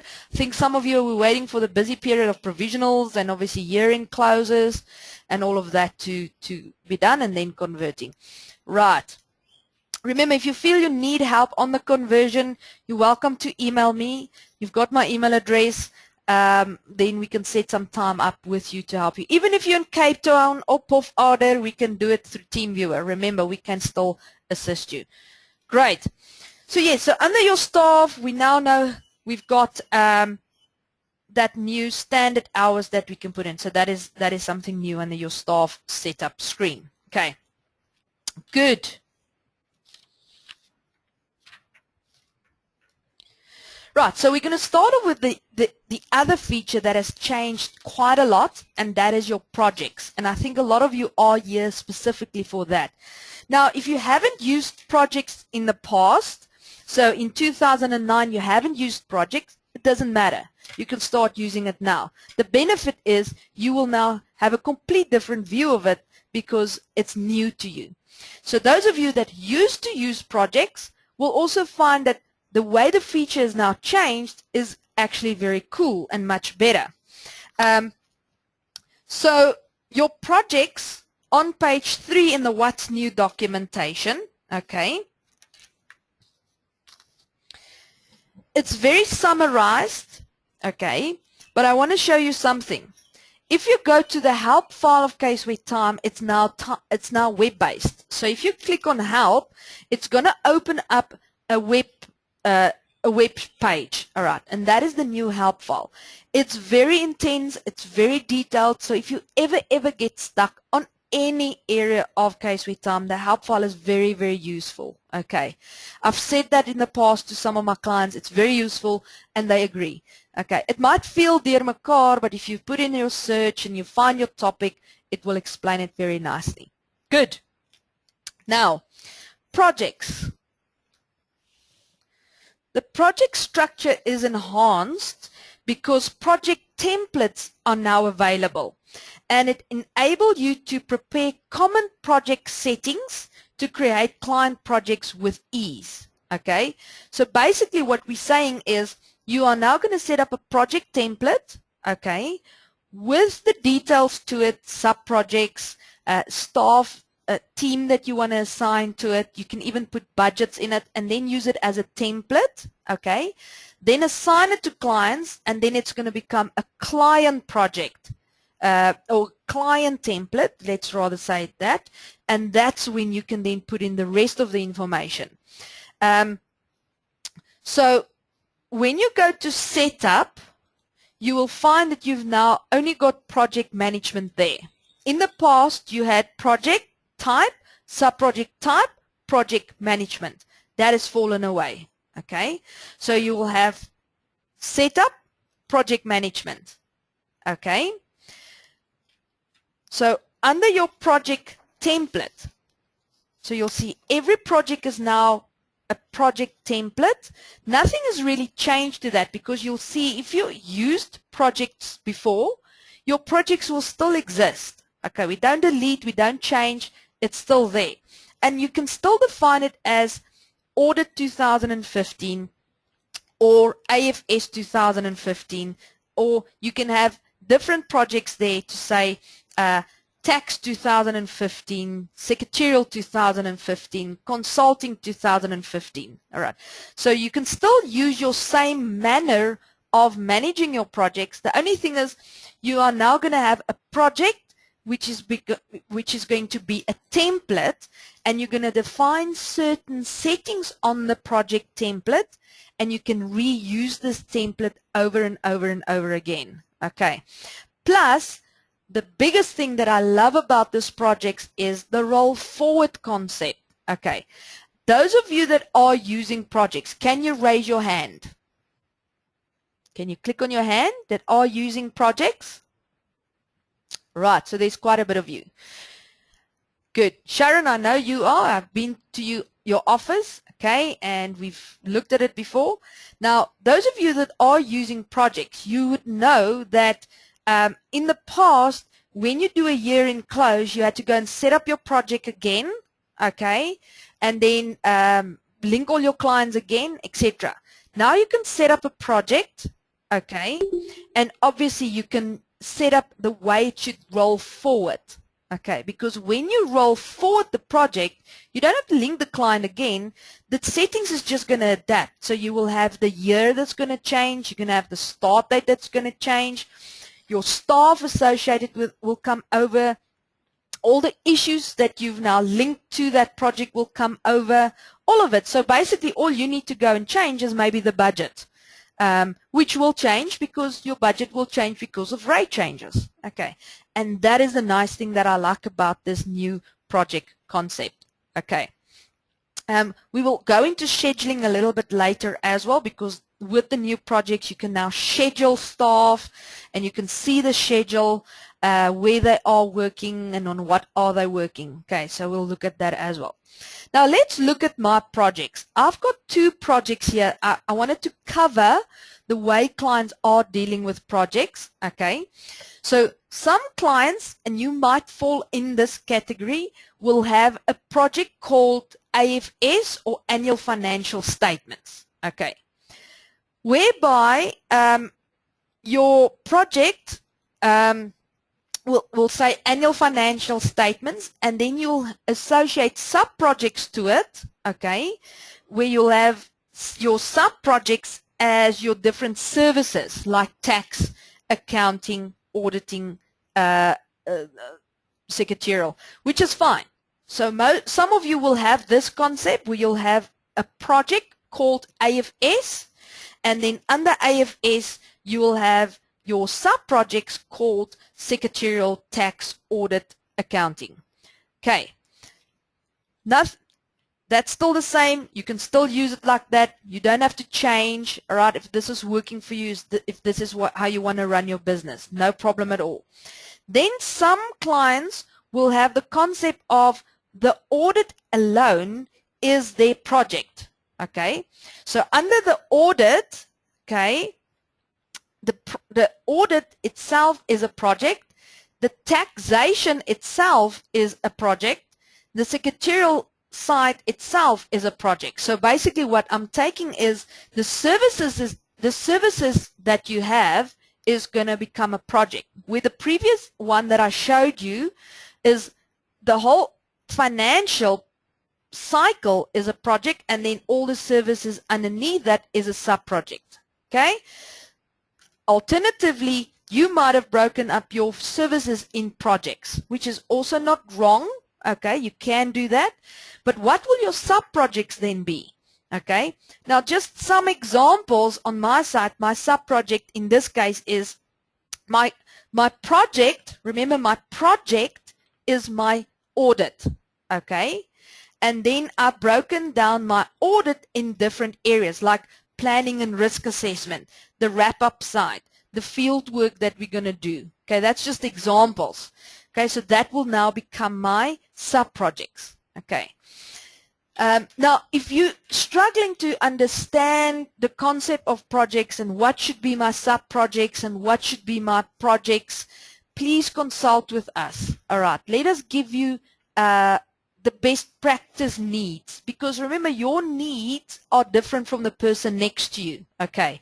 Although you might not sit next to one person now, but from another practice. So some practices like to break down their audit, okay, as a project, and have the different areas of the audit as a sub-project, okay? And then you might also have where you've got your annual financial cycle as the actual project, and then your different services as the sub-project. Louis, you said, do you have a template where we can copy from? Not really, because if we ship the version, obviously we don't have templates, but what you can go and do is where I got my ideas from is the CaseWare Time demo file. So when you go in CaseWare Time, all right, and you open up the CaseWare demo file that you will find under Program Files Data, Program Files CaseWare Time 2013 data. If you open that up, okay, there they've got some examples, but it's not always so useful because we work differently in South Africa than in CaseWare Canada, for example. Okay, so I yet want to develop a template that I can sell to clients, but again, it's not stock standard because some client will have a different need. Okay, so yeah, but in most cases, like I said, in the norm, clients are creating their project, audit as a project, tax as a project, secretarial as a project, and then under audit, sub-project will then be the different fields or areas that they need to complete, and then under tax, the sub-project will be IT34, IRP6, those type of thing. Okay, but if you feel that is too much detail and it's too much to deal with, then you can go to the alternative to say annual financial statements, and I just have my services as the sub-project. Louis, you said, how many different work codes do you use? Do I use, or do people in general use? Is that what you're asking? In general, okay. So, there's, again, I like to keep it as simple, all right, because remember, when you go and capture your timesheets, it can become overwhelming of what work code to choose, okay. You need to have a good understanding of what you can do with projects and where projects sits in your business when you start setting up your file, all right? Because projects are basically doing your planning on an audit so that you can go and see, all right, the audit is going to take me 80 hours, and part of that tax is going to take me so much, and secretarial is going to take me so much, and under that, how much is going to spend. So basically, if you do a audit and you take it from, okay, the planning is going to take me 1 hour, the field work is going to take me 40 hours, the meetings is going to take me certain hours. That is what that comes to. All right, where your work codes is basically the codes that you want to put in that will monitor the time spent on that job. Okay. And what I find as well is when you want to combine your work codes, obviously with your IRBA and SICA requirements, okay, we have to go and look at how you've set it up already and maybe see how ideally it's going to suit your needs on your reporting to those bodies, okay. In general, I've seen clients that has got like over 100 codes, okay. Let me quickly see from the crowd that we have today, how many work codes, that is your work codes here under setup, work codes. If all of you can just ballpark figure quickly in the question box, type your number of work codes that you have, then we can look at that, what in general we actually use. Like Sharon, I went to Sharon last week, I can't remember, yeah, last week, and she had quite a lot of workouts, but it was very nicely detailed. And they find that it's not a problem for them because obviously their staff read and they select the right one. Sharon, you've got 45. Okay. Henrietta got 100. So as you can see, there's quite a lot. We're talking about workouts. Barend, it's got 40. So yeah, it differs. All right. Annalisa's got 20. There's 70. There's 100.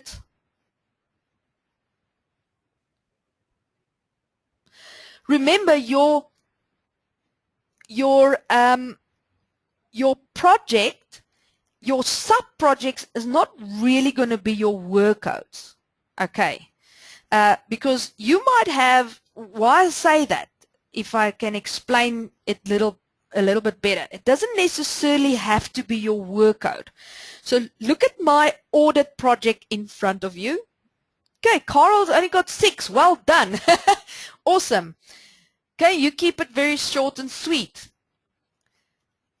It depends on what works for you and what you want to gain out of the system and what you want to use the workouts for. Because remember, your workouts is to monitor your actual work in progress, time spent on a specific thing, all right? The projects is becoming your budget and your planning to say this is how long this engagement is going to take us and this is the different areas. Now, it's exactly that. Like audit services in my case is my project. My sub-projects, okay, is for example planning and risk management, okay, or assessment, okay. So part of planning and risk assessment, I might have different workouts, okay. And that is the workouts that you will then say, okay, you're not under planning, we have a meeting with the client, we have this, we have that. So you'll have your workouts then separately. Okay, so I hope that makes sense. So on the project side, I can give you the training and I can give you how the system works. But when it comes down to the detail and the flesh that you want to put to it, it's always good to consult with us or sit with us and let's see what is it that you want, okay? How are you running your business currently? Because what we generally do is, how do you do your planning now? What tools are you using and how we can then accommodate you on CaseWare time? Right, so remember that this is how the projects are fitting into CaseWare time, okay? So there you go. That's just some examples that I can give you, okay? Some clients keeps it simple, all right? And some people want to really go and do it in detail. Good. Right, so now with your projects and, well, I hope I've answered everybody's questions, if there was any questions on projects. So as you can see, when I added my project called audit and audit services, okay, I said the type here is annual financial statements, okay, or you can say the type is audit services or accounting services, depends on what your audit or your project is, okay. Then remember now I'm setting up a template, meaning I can go in and use this template again next year and next year and next year, okay. So it's always going to be a template that you can go and use. You can then go and fill in issues. Now, the issues, again, is not your workouts, all right? So your issues is not your workouts. It's tasks that you want to go and assign to your clients or your staff, all right? So if I go to my sub-projects, for example, if I'm going to quickly go there and I'm going to go to planning. You'll see under my planning, I've added a couple of issues or tasks, okay, like client acceptance. So that means if a staff member is going to this client, that is the task that I want them to complete. All right. My workout might say something else, okay. It might be saying client meeting, because that's the time spent on it. So remember, issues are tasks and workouts are tracking your work in progress.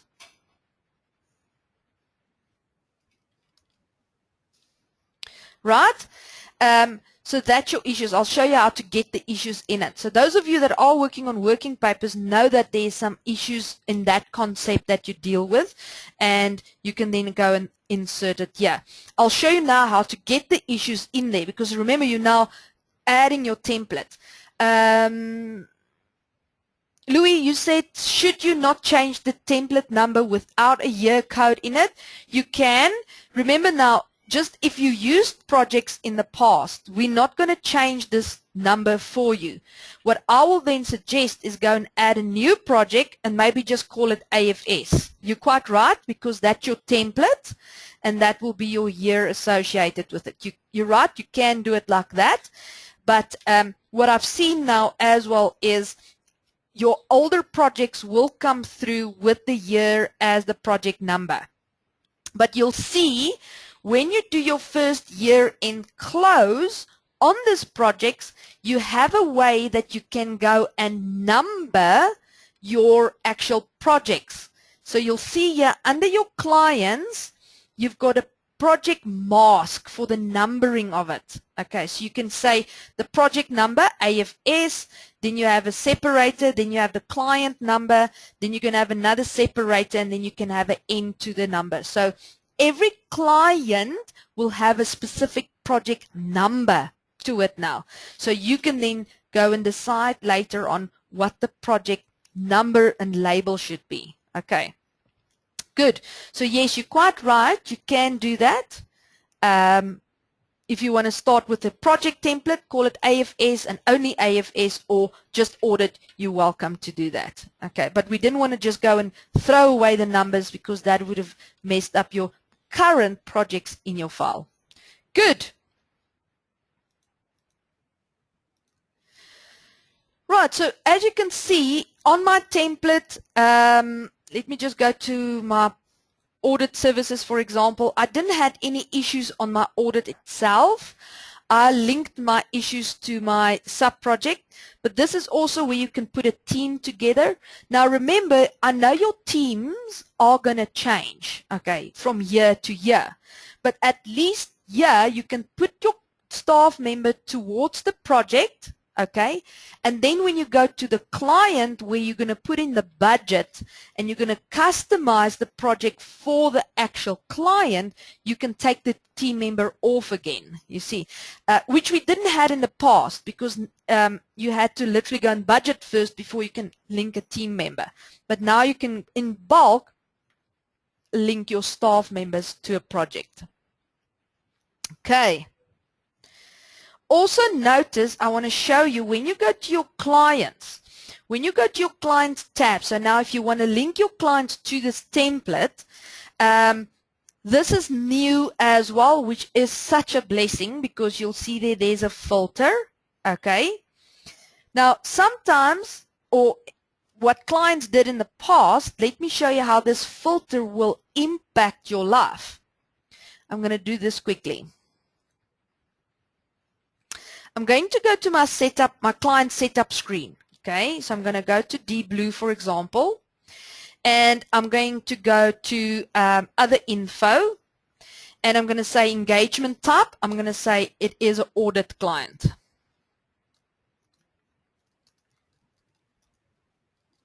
All right. So now you know this client I do audits for, not just file reviews. Okay, I actually do an audit for this client. Happy? So some of you have got your file already set up like this. So you've got your engagement type as audit, or it's just a client that you do tax for, or you do all the services for, and those type of thing. Okay, so once you've filled that in, you can then go to your projects, because in the past, linking clients to projects was also a bit of a bummer, because you had to go and say, okay, that client, and then that client, and then link them, okay, which took quite a lot of time. But now they filled in the filter here. So when you go there to the filter. So if you go to the filter concept, you can filter by partner. You can filter by engagement type. So I can go and say, I only want to see all my audit clients. Look there. Right? Okay, Deep Blue is already associated. That's why it's on the right-hand side. Sorry, it was supposed to come up on the left. But it will come up with all your audit clients on this side. And then you can link them if you are using the right filter. Partner filter, status, manager, year end. Maybe you want to link your clients to a secretarial project with a specific year end. Okay, so I think that is quite nice. If you think and you agree with me, click on your little hand if you think the filtering is actually a good feature. Nice. So this filter concept, okay, just keep it in the back of your mind, right? That filter concept, you can also now apply it when you do your bulk emailing, okay? Keep it in the back of your head. I will show you a little bit later. Excellent. Right. Good. So that is new tabs obviously associated with the template. Then on your roll forward tab, you can tell CaseWare time what to do with this project and when. Okay. So basically we've got a roll forward concept at year end. So when you do a year end close on CaseWare time, it can then roll forward all your projects, including or excluding budgets, including staff, excluding staff. So there's a whole process when doing the year end, but you can decide this project template must roll forward at year end or never roll forward ever again, or when you change the project status to complete. Now remember, every project of a client is going to complete at a different stage. So if your project for a client completes today, we can create a new project for that client on completion. And that is what that is. Changing the status to complete will then obviously create a new project for that client for 2016 or 17 or 18 or whatever the case might be. And this is the cool concept, because in the past you had to go and recreate the whole project and only then you have to go and assign your clients. Now, either at year end or completion, the project will be created newly for you, automatically. Okay? Like I said, auto magically. Okay, Sharon is very happy because I know the setup. She's very happy. So yes, it will definitely help you.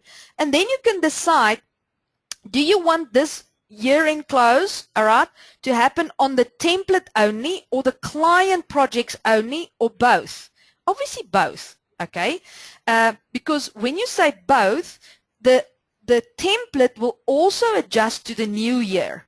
And then if there's new clients coming along, you can just link them to the template. Okay? Make sense? Again, if you say yes, you want the project to roll forward on template and client, the template will also roll forward to the new year and not left behind. So say you've set up a project here, like Louis said earlier. So let's say we set up a project called AFS and we say it's for 2015. If I don't roll forward the template, it's always going to say 2015. Okay, always. And then if I want to link a client to this, a new client, what's going to happen? They're going to belong to 2015. So that means you have to go into the client and change it to 2016. You see? So if you roll forward your templates as well, and you've got new clients, you can just link them to the 2016 year. All right.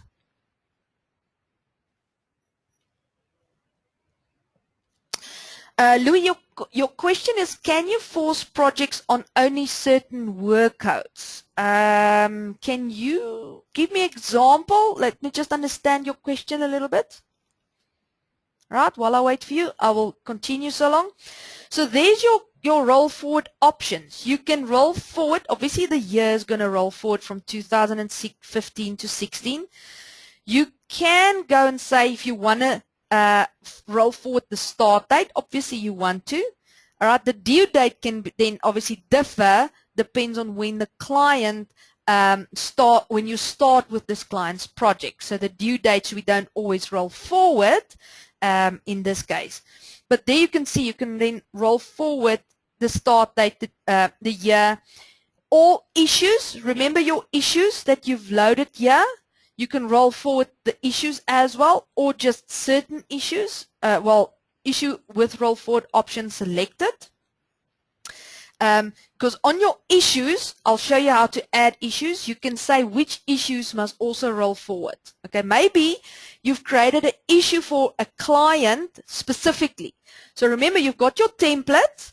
All right, I've got my template saying this is all the issues that must be looked at this client. But now you've got that extreme client that had an extra task, and you only created that task for that client, and you're never ever going to use it again. That type of issues you don't want to roll forward. Okay, so I'll show you how to work with issues in a moment. Right, and then obviously your client project options when you want to roll forward the client projects, not the template, but on your client. At year end, how do you want to roll it forward? Do you want to roll forward all the issues? Budgets, of course, if you want to leave the budget detail, all right, so say you said this year it was 10,000, you want to leave the detail there so that you can see it in the new file and you can just go and change it.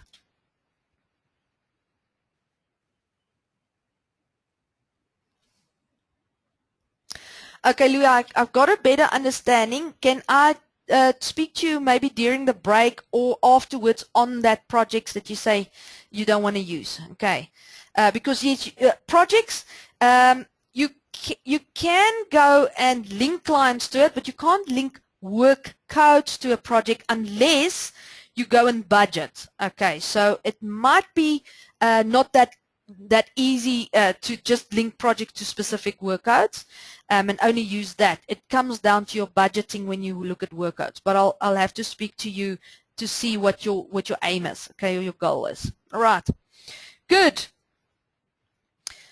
And then what I also like about this is now you can actually say every year end, or as soon as my project closes, the next project we want to increase the rates, obviously, you can then go and increase your budget amount, okay, which is kind of nice because then you don't have to go in and change your budget amounts manually. It will be there for you already, okay, which I think is a nice feature to use. So as you can see, the roll forward is definitely going to impact the way you run your projects in the future. Good. Now on issues, okay, I will take questions in a moment.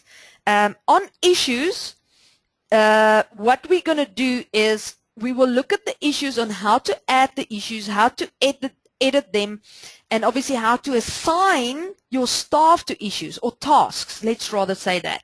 But I think for those of you that are smokers and that need to go and stretch your legs, let's quickly take a break, 15 minutes, okay? It's now 5 minutes past 11, so let's get back 25 minutes past 11, okay? And then let's continue with issues on projects, and then I'll show you how to use that concept. If there's any questions during the break, you're more than welcome to ask me. I will look at your questions after the break. 15 minutes, and then we'll start again.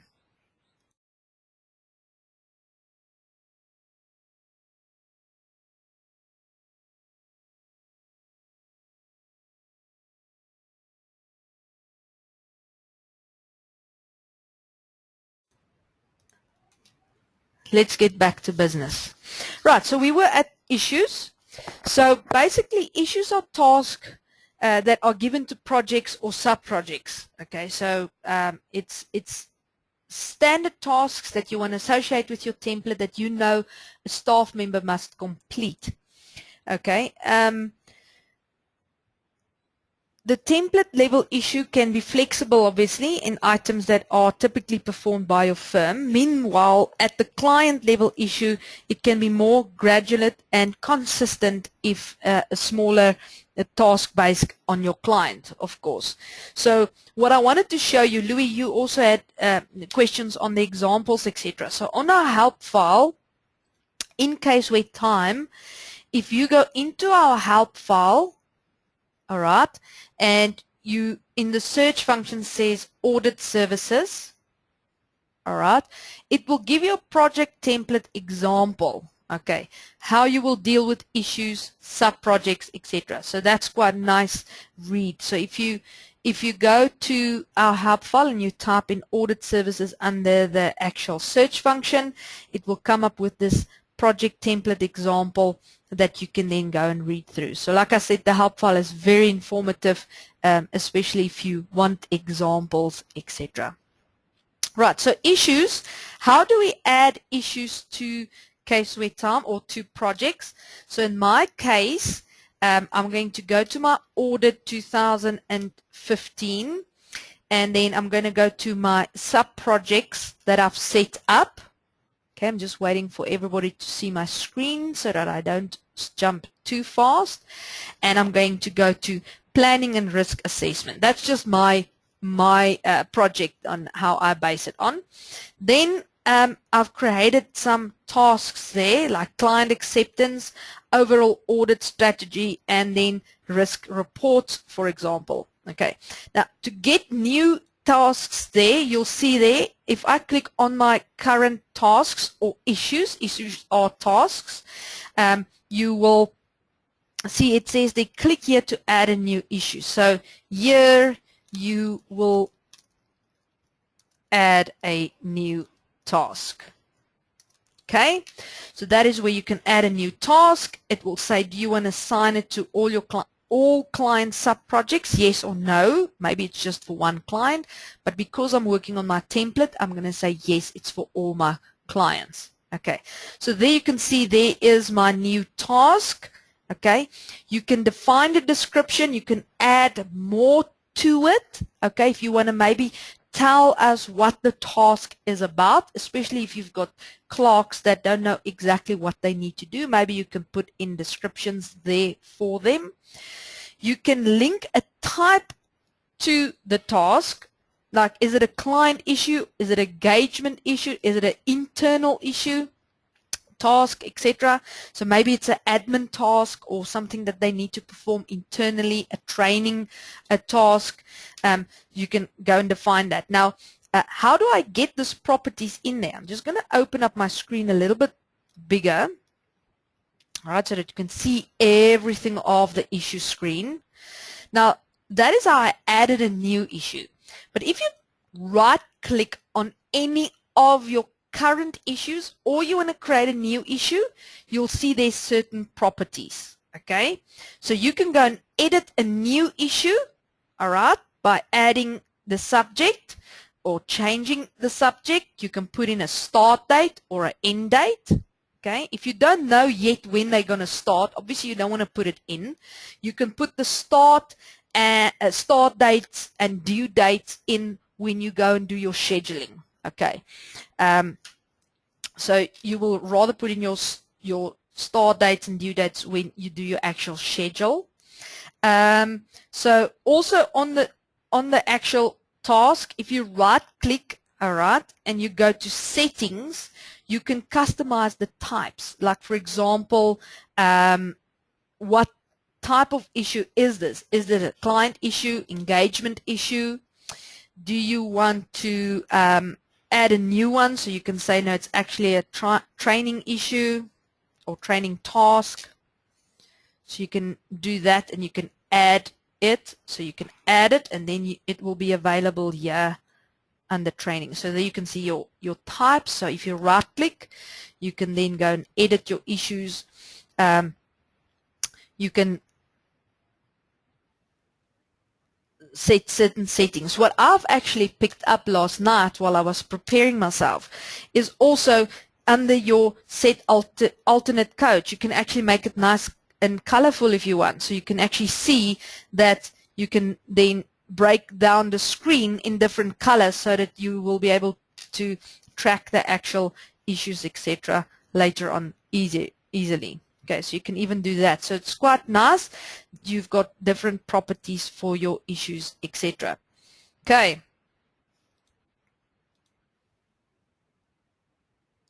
So under this, you'll see here, I'm going to just quickly highlight the column. So you'll see that column there with the tick mark. okay, where you have to put a tick mark in, that is if you want to roll this issue forward or not. Remember, I told you, you might want to say, yes, all the issues I roll forward, except that one, because that one is specifically just for one client if needed. Or you can say, I want to roll forward all my issues at year end. Depends on what your roll forward options was. Remember, you've set up your roll forward options here on the roll forward tab. That's the one that I'm circling there in red. Okay.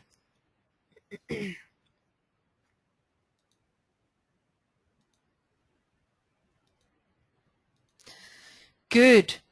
So that is how you will get issues into a template. So your issues will then be in your actual, remember that was now under my sub-project, okay, but you can have different issues under your project and then different issues under your sub-project, okay, because that is what I've set up under my planning and risk management, okay.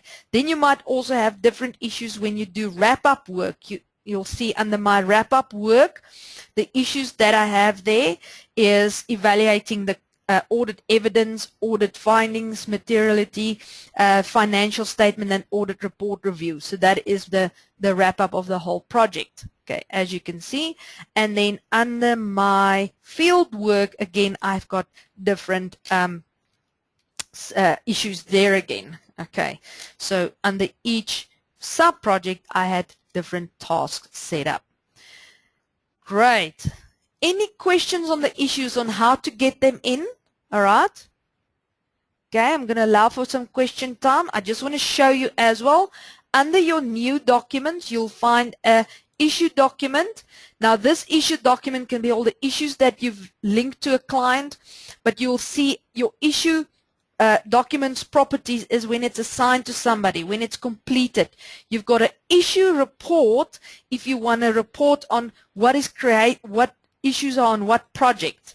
So depends on your actual format that you set up. So there's a new report called issues, and you can obviously utilize that report, issue report. Okay.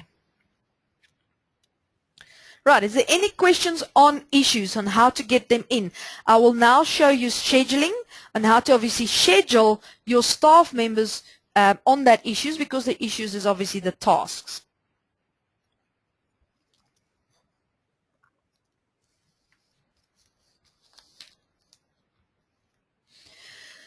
So scheduling works as follows, okay?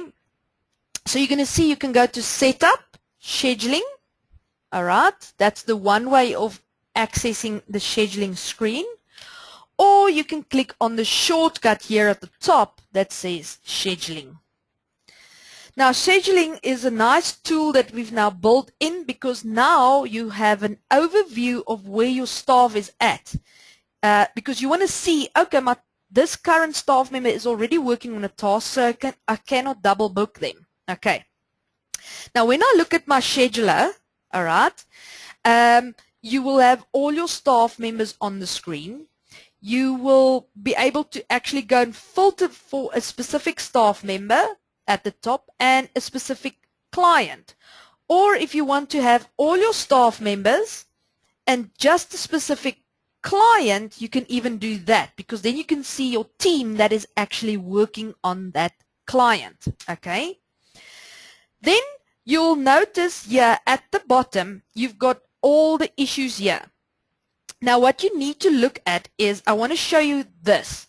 If I don't filter by a client, all right, and this is just some navigation and understanding of the scheduler. So I haven't filled in any filters, nothing at all. You might notice at the bottom that your issues are duplicated. All right, and you might wonder why, and I'll show you why, okay? So let me close the scheduler for a second. I'm going to go back to my project template, okay, and I'm going to go to clients. Now remember, I now assigned, okay, let me just take my filter out so that I've got all my clients. So I've now assigned 2 clients to this project. Okay, so now if I go ahead and I go and assign more clients to it, remember the issues are associated with this clients. Okay, so if I go to my sub-project template and I go to planning, for example, okay, my clients is associated with it. Wrap up work, everything is there. And remember, the issues is now also linked to that client. Happy? So you got your template, you link your clients to your template. Everything that is associated with that project template will then link to that client. Okay? Including your dates, including your issues. Now, if I go to my scheduling, again to my scheduler, all right, if I look at my issues here at the bottom, you might find that it's duplicated, like client acceptance. You'll see client acceptance. But the thing here is it's now bringing up all the issues for all the clients at the bottom. So if I go there to audit response, for example, you'll see it's deep blue. If I find another audit response, so let me just go down on my list here at the bottom. So there's another audit response. It might be for a different client. See, now it is for Tomorrowland. Okay. So if I go down and I find another audit response and I double click on it, it's going to be for Bar 1 Factory. So don't be alarmed if you see all the issues and it looks like it is a duplicate. All right. Remember, when you're going to assign a staff member to a specific client, you have to filter, okay? So that is why this filters at the top is going to be very, very important. So you want to go and say, okay, I want to go and schedule a staff member. So you can then go and filter for, say, Maggie.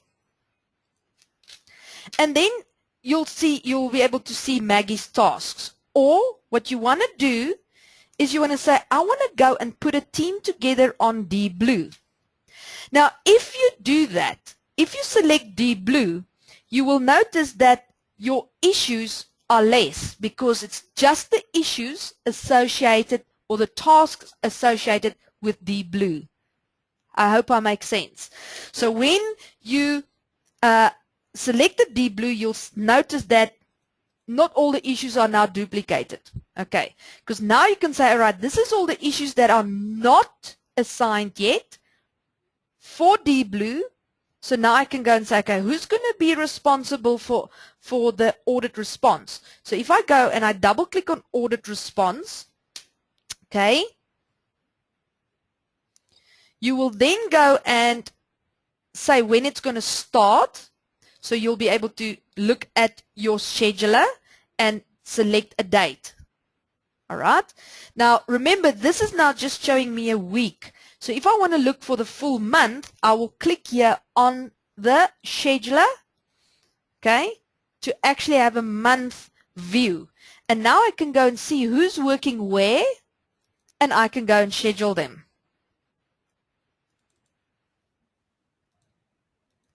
Good. So under this, I can then go and say, okay, John Carl is going to be responsible for this. So where it says assigned to, I'm going to say John Carl. Okay, John Carl is not part of the project team. So if you click on the drop down there, it's because I haven't assigned John Carl to the project team. So then it must be either Maggie or Nick.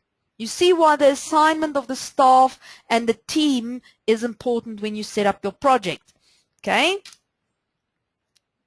I'm going to say Nick, and he can only start, obviously, after the 31st, because if you look at my dates, he's fully booked until the 31st. So we're going to say he's going to start 1st of April, and he's going to have to finish, or due must be done by the 3rd. So when I click on OK, he will now be in the next month, obviously scheduled. Right, so this is quite a nice concept. if you want to start looking at where's your team in the field, what are they busy with, etc. Right, now each staff member, okay, when they go and capture their time, they also have to go and tell you what the progress is on their tasks, okay?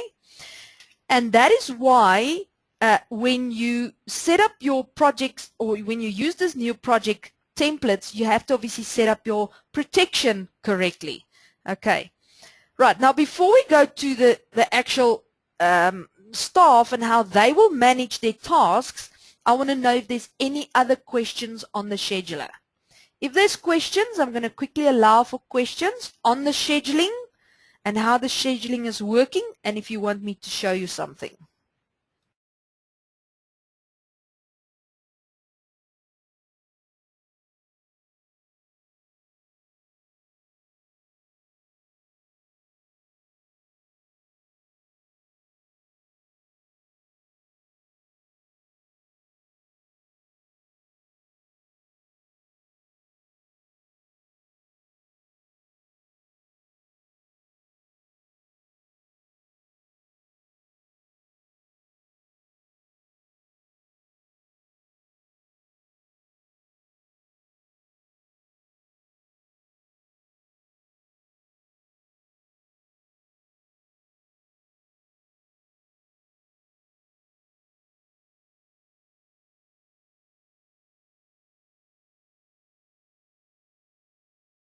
I like the question that comes through, so please don't stop. If there's questions, I'll look at them now.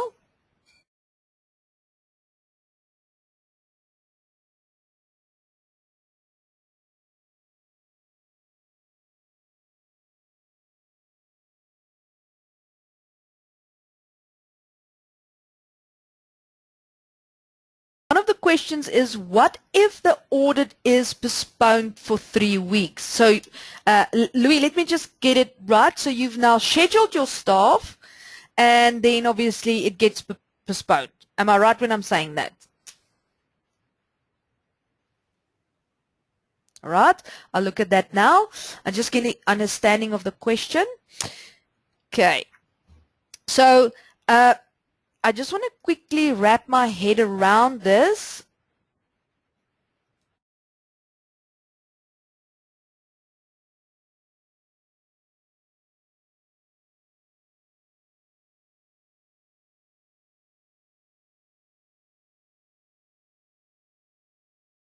I think the best way to deal with it, if the whole project is obviously now postponed, I will go to a client level, okay, and go to the projects on the client, not your template, because it's now the client project that is postponed.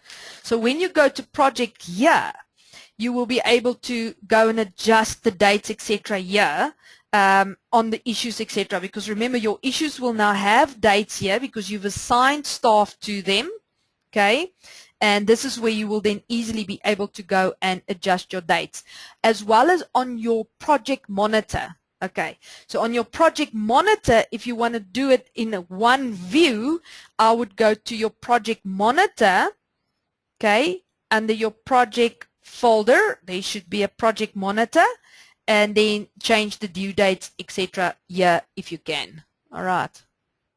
I just don't see it that it includes the issues, but I'll look at that now again to see if it actually includes the issues date on the monitor. But your best option will definitely be to go to the actual client setup where the project is now associated on the client itself. All right. And then go and change your issue dates here where it is actually set up. All right. Because you'll see there is my staff. Sorry, let me just open it again.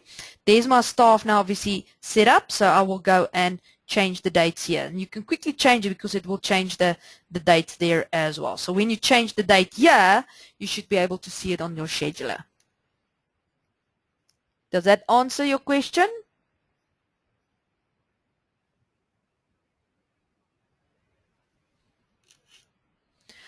Louis, you said, will it block you if the staff member is already booked for the 3rd week? I haven't seen it that it actually blocks you.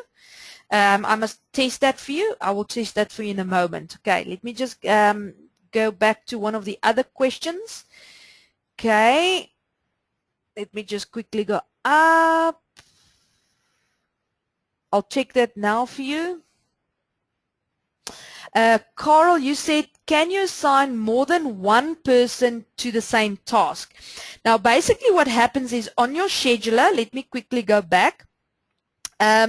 So obviously you have one issue at the bottom that you can use. All right. So say you want to go and you say audit findings. Okay. You can only assign one person here, but what you can do, and I've played around with it. So there you can see I've now put Nick Rogers to audit findings. Okay. What you can go and do is if you want Maggie or John Carl or whoever to work on this same task, you are welcome to right click and create a new issue, okay, with the same settings. Then you can obviously assign that to another person, all right, if that makes sense. Okay, I hope that helps. Okay, let me just quickly see.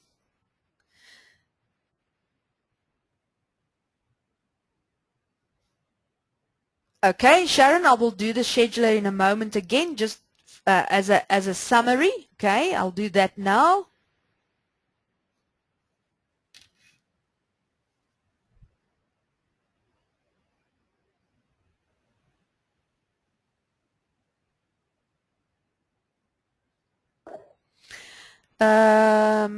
Carl, you said, do you have a view of all the clients' schedule, or can you only see the staff member scheduled? I think it's best to see the client, obviously the staff members, but you'll see if you don't filter, remember you've got audit findings, okay, and then you might have another issue for another client. So you'll have audit findings again. So you will have an overview. Let me just do this. Audit findings. There you go. And this will be for another client. So I'm going to assign that to Nick as well. Just as an example, let's see what happens. So there you can see you'll have Nick Rogers on all audit findings, but the thing is you're not going to know who it belongs to until you actually filter. You see, because they are filtered for deep blue, so only his will come up. And then if you go to Tomorrowland, only his task will come up. So you don't really have a whole overview unless you take it out. But I think that can be quite confusing because there you can see all the tasks, but you can't really see who the client is that it belongs to. So indirectly, I would say it will more be for staff. All right.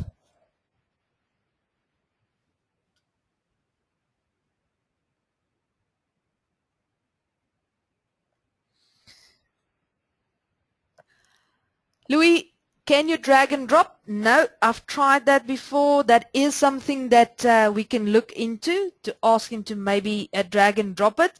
But we want you to take the actual issue, double click on it, and then obviously plan around it so that you can actually have details to it to assign it and the dates, etc. But yeah, dragging and dropping is definitely going to come into the actual web-based one, because dragging and dropping in a web-based is just easier. Okay.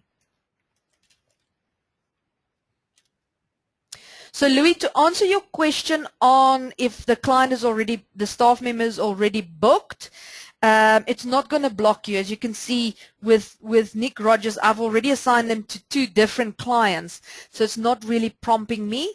I can basically ask CaseWare International to see if there is ways that we can actually mark them. The only time that it is going to block you is when you budget it. Okay. Yes, it will warn you if you scheduled for longer than a time and as your budget. There will be little pop-ups when they go and capture their time that it actually says to you, you know what, you are over your budget. Okay, so yeah, that's definitely in place.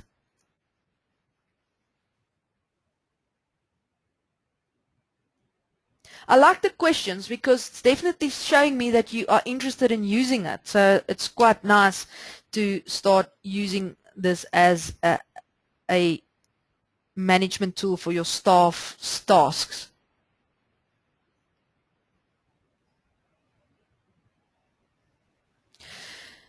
Right, Sharon, just again on the scheduler, I will quickly do that again.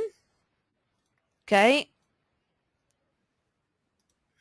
Just going to take the screen away for now. Right. So what it is in short and in summary is your scheduling, you want to go and schedule your staff to a specific task for a specific client. All right. Now your tasks will obviously sit here at the bottom. That will be the tasks for all your clients. That is why we recommend that you go and select a specific client. All right. So there you go. There's my client. And then you can go and assign the tasks. Louis, I'll come back to one of your questions that I'm just now thinking about. So when you go and you see your tasks at the bottom, you can then double click on your task and you can decide when is this task going to start. So I'm going to say on today's date, for example, and I'm going to say it is the staff members that assigns to it. Okay. So Louis, just to come back to your other question is, remember when you assign your staff, when you go to a client, you can add additional staff to it and you can take the staff away that you don't want on that project. Okay. So there you can also manage your teams if you don't want to go and link a task by mistake to a staff member that shouldn't be, or that's overworked or overloaded. Okay, so that's the other alternative. Anyway, I'm going to select Maggie. Okay, all right, and I'm going to then say when she must be due on this task. All right, and there you can see there's her task. So obviously I know now from the training that this staff member is already linked to another task for another client. That is why when you go to your clients and you do your budgeting, okay, when you go to your client and you do your budgeting, this is where you're going to then start reevaluating your staff members, because if you know this staff members are working on Deep Blue, you can't really use them on another project again, especially if you know the projects are overlapping. Okay, that is why you will then take your staff and then maybe go to sub-projects and assign different staff to different sub-projects, and also with your budgeting, etc., which is important. Okay, so to make sure that your staff is not overloaded, make sure that your teams are correctly assigned and not duplicated. Okay. Right, so Sharon, just to come back, so on your scheduler, there you go.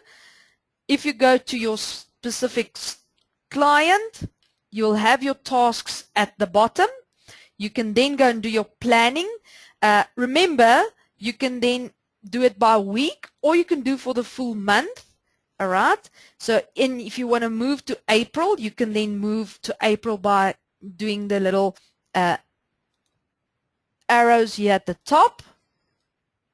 Okay. And then you can also then change it again to week, etc. So if you want to plan your April, you can see there's my staff.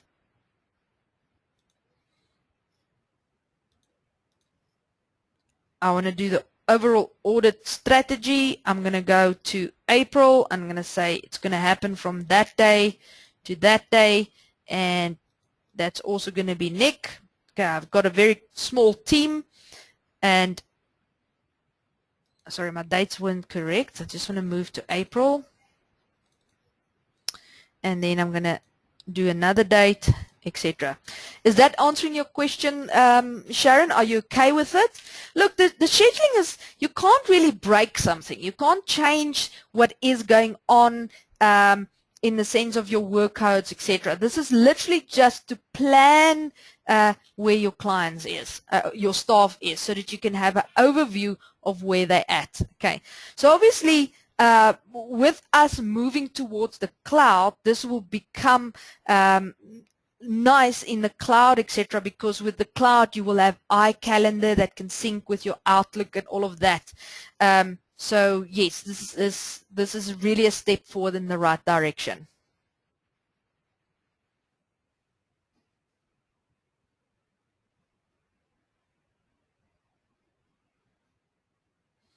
Right. So you said you did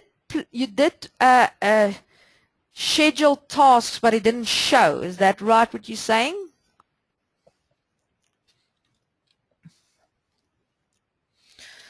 Right. Okay. I will have to look at it.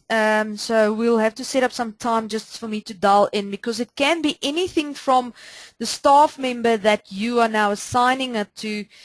Can be that you can't. If you logged in as supervisor, you should be able to see it.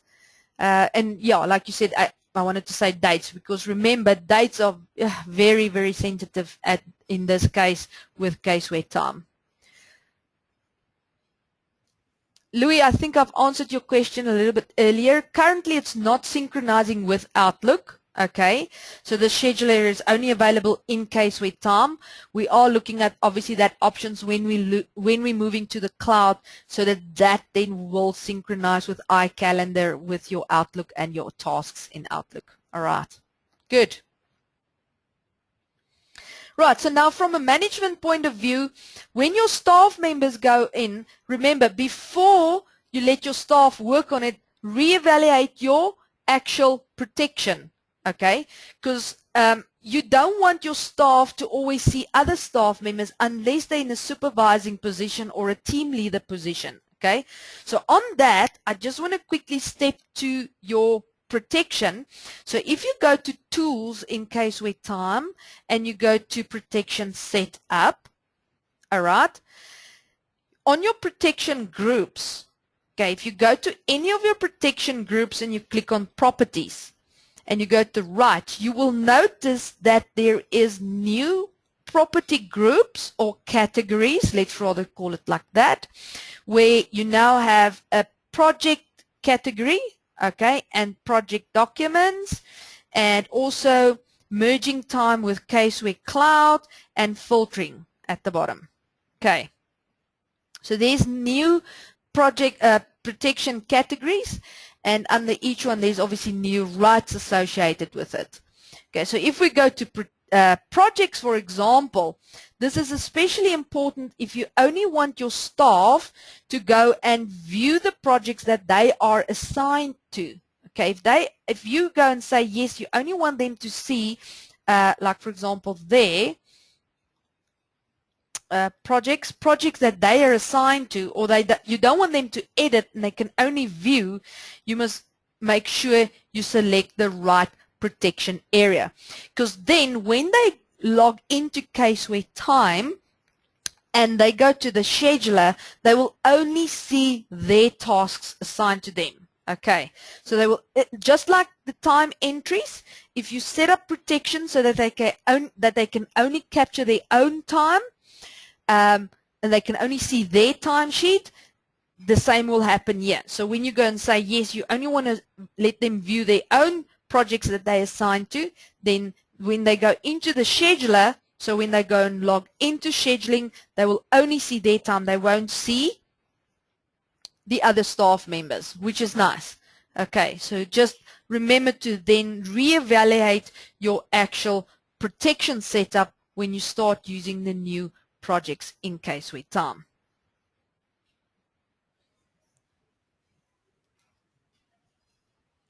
Right, is there any other questions on issues, scheduling, and projects? I want to know before I move over to the next function.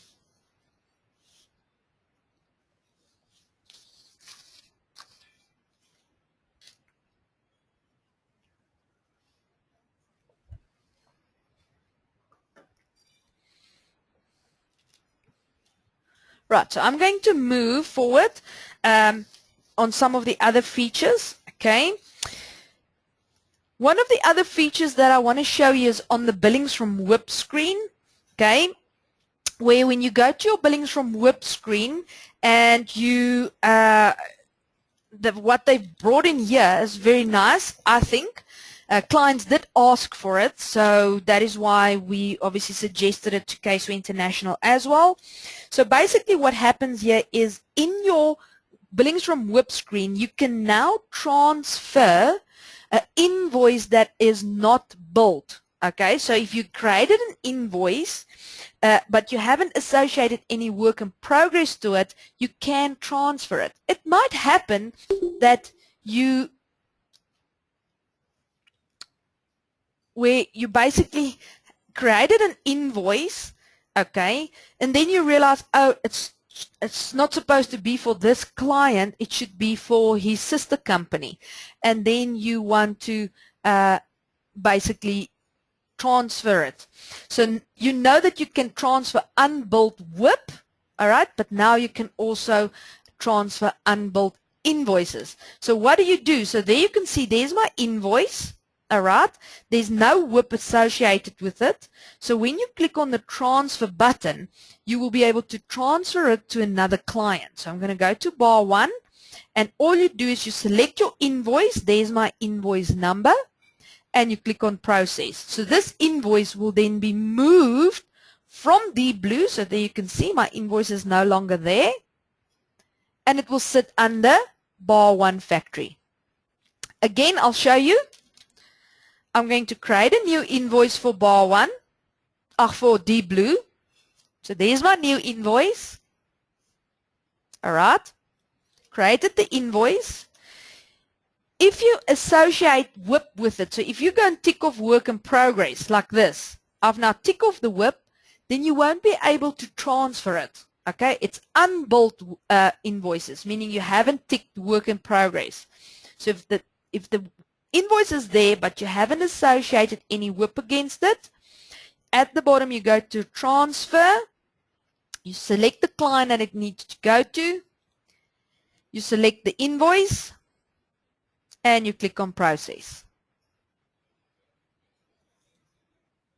And then it will go from deep blue to whoever the client is that you selected. And I can prove it. I'm going to go to bar 1.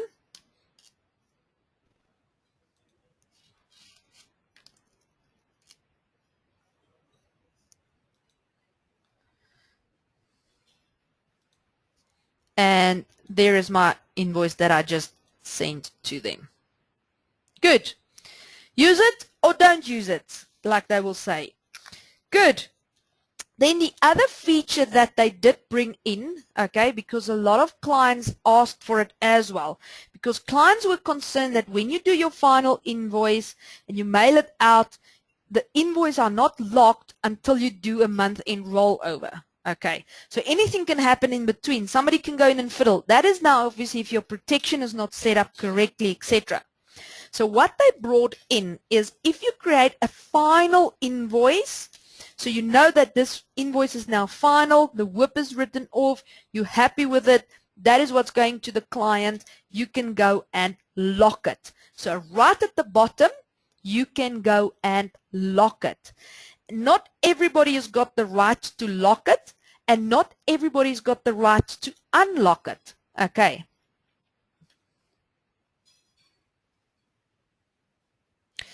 Okay, so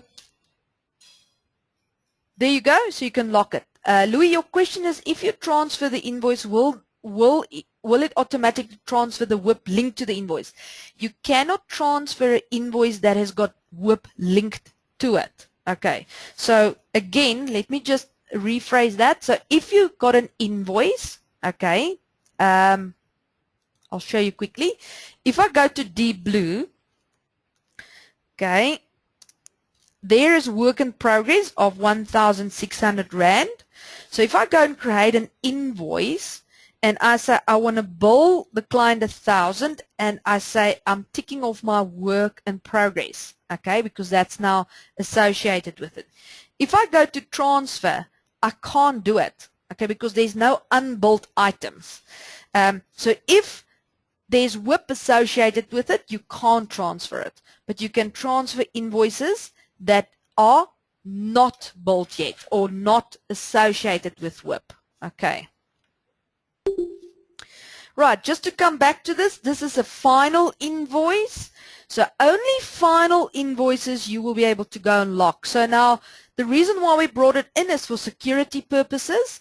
So you will define who are people that can lock it, okay, under your protection setup. And then once the invoice is locked, other people cannot go and change it.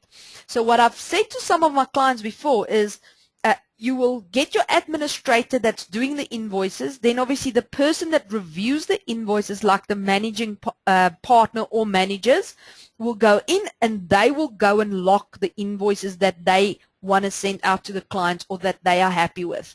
Once it's locked, okay, nobody can go and change it, because under your protection, just want to show you where you will go and set up your protection. Under billings, you will go there, under your protection, process, and then you'll see billings, edit locked or final invoices, and you've got those two settings that you can play around with. So basically, once an invoice is locked, certain people can go and edit it still or not, and then other people can lock it or not. Okay, so that's just something very small that they've changed there.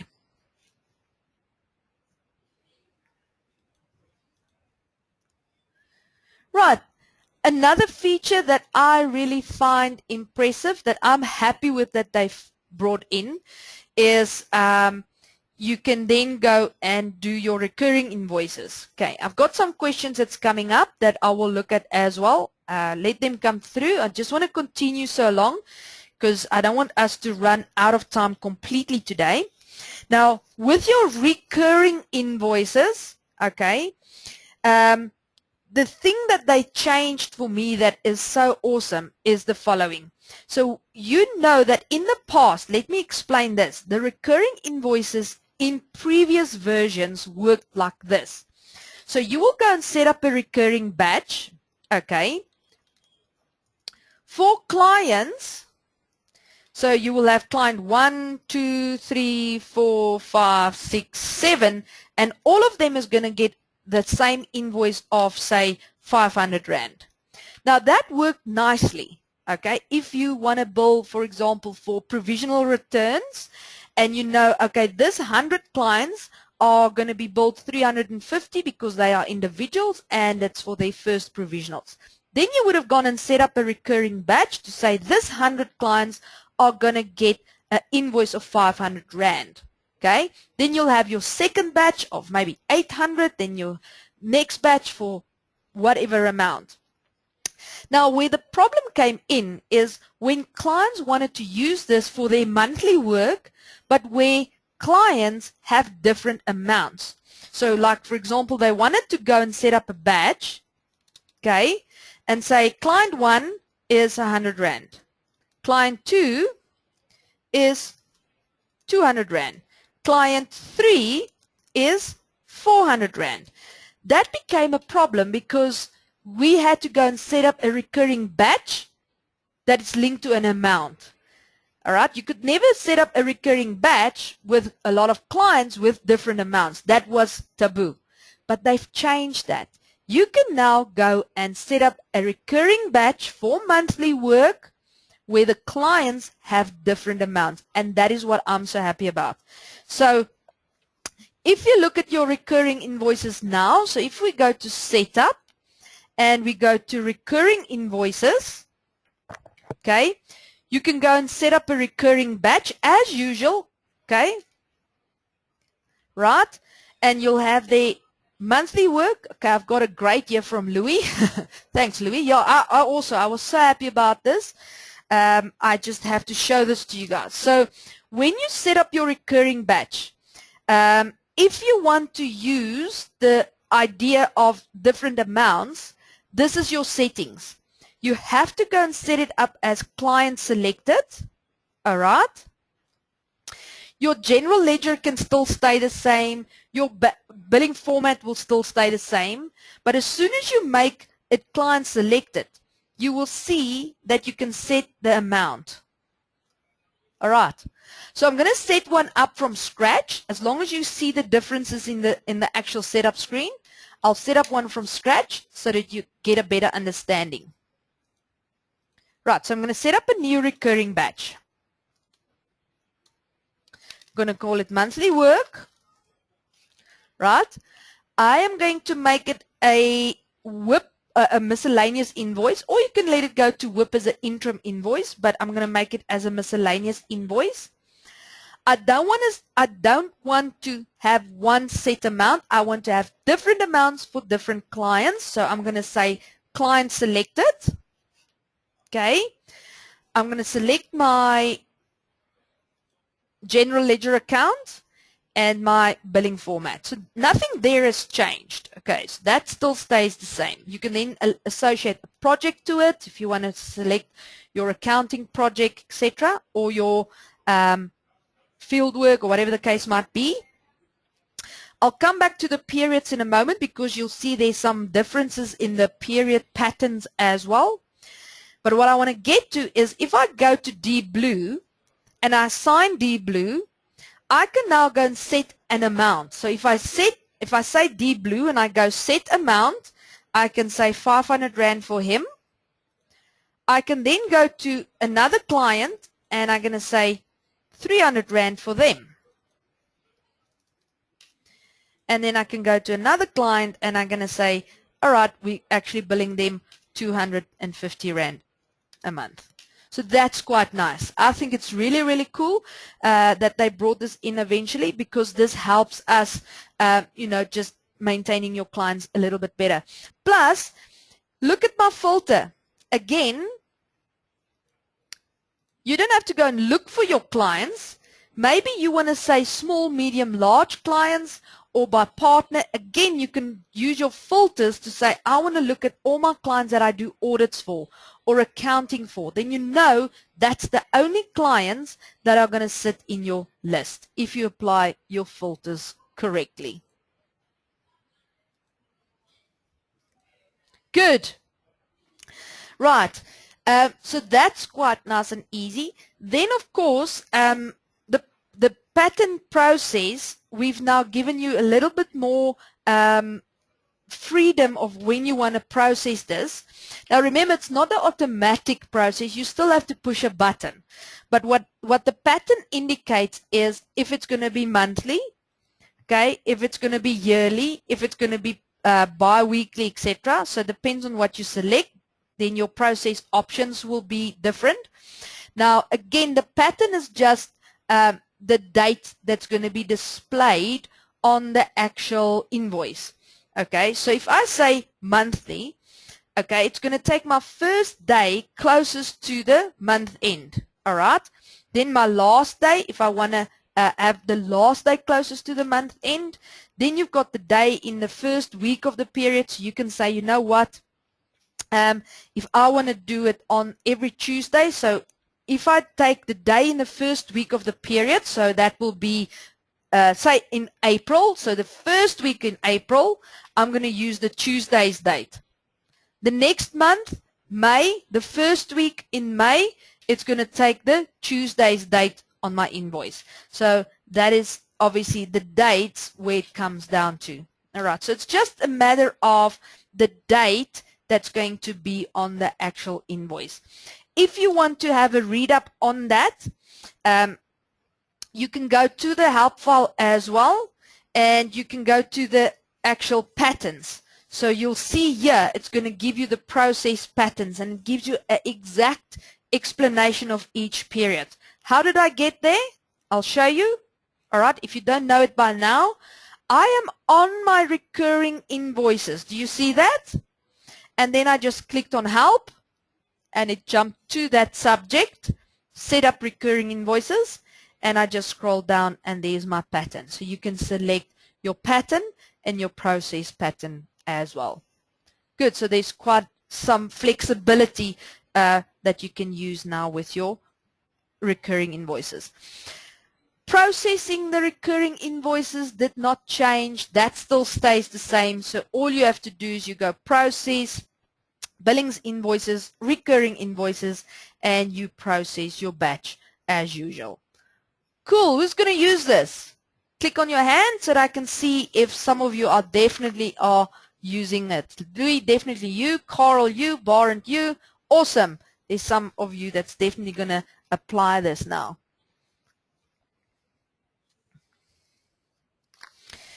Excellent. Right. Then another nice feature is interest. So those of you that's been using interest or calculating interest on your clients, you know that you basically, if you wanted to reverse a batch, you had to go into the place where you processed it. So in the past, when you wanted to go and reverse interest, you will go to process and you had to put a whole lot of nines here. Okay, now not a lot of clients were aware of it. So they had to phone into help desk and then we had to guide them. Okay, so if you want to reverse your interest run, okay, now you don't have to do that. You go to process, billings, invoices, interest, and you can literally just reverse it. So if there was a process that I ran, it will reverse it automatically. Okay, so that's something new. You just go process, billings, invoices, interest, and you can reverse your interest run, which is, I think, nice because the other one was more like a secret code kind of thing that you have to do. Okay. Louis, you've got a question on how can you automatically mark the WIP on recurring invoices? Are you referring to when you set up your recurring invoice and it is a WIP invoice, but then it pulls it through as an interim? Is that what you're saying? Then you go back to your WIP and then you want to tick off your WIP. Right, so there's not an automatic way, unfortunately, because remember the concept is, well, not the concept, the way it's designed, it's when you set up your recurring invoice, it is a WIP invoice, but it's not a final invoice. It is an interim invoice. So when it's an interim invoice, it already adjusts your WIP balances automatically.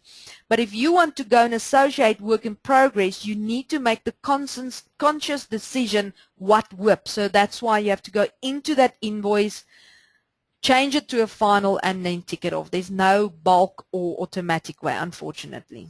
Okay. Right. Another nice feature that I think is useful is on your cash receipts, you can now go and view apply details for prior periods. So in the past, if you go to a cash receipt and you call up a cash receipt in the past, you couldn't go in and see what was applied. Now you can. So you will see that my current active period is let's quickly see. I'm going to just check here. My current active period is March, okay, this year. But I can go in and look at cash receipts from prior periods. So there's a cash receipt of June. So I can literally go and see it. I can't go and adjust it. I can just go and view it to see what was applied, against what was it applied, etc. If you don't want to look at reports, you can literally go to prior period cash receipts and view the application on how it was applied. Something simple that I think is really, really useful for clients.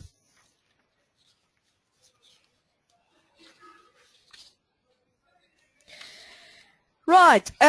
Then on the documentation, I'm just going to quickly step through some of the documents that's new and what is new on the documents. Okay.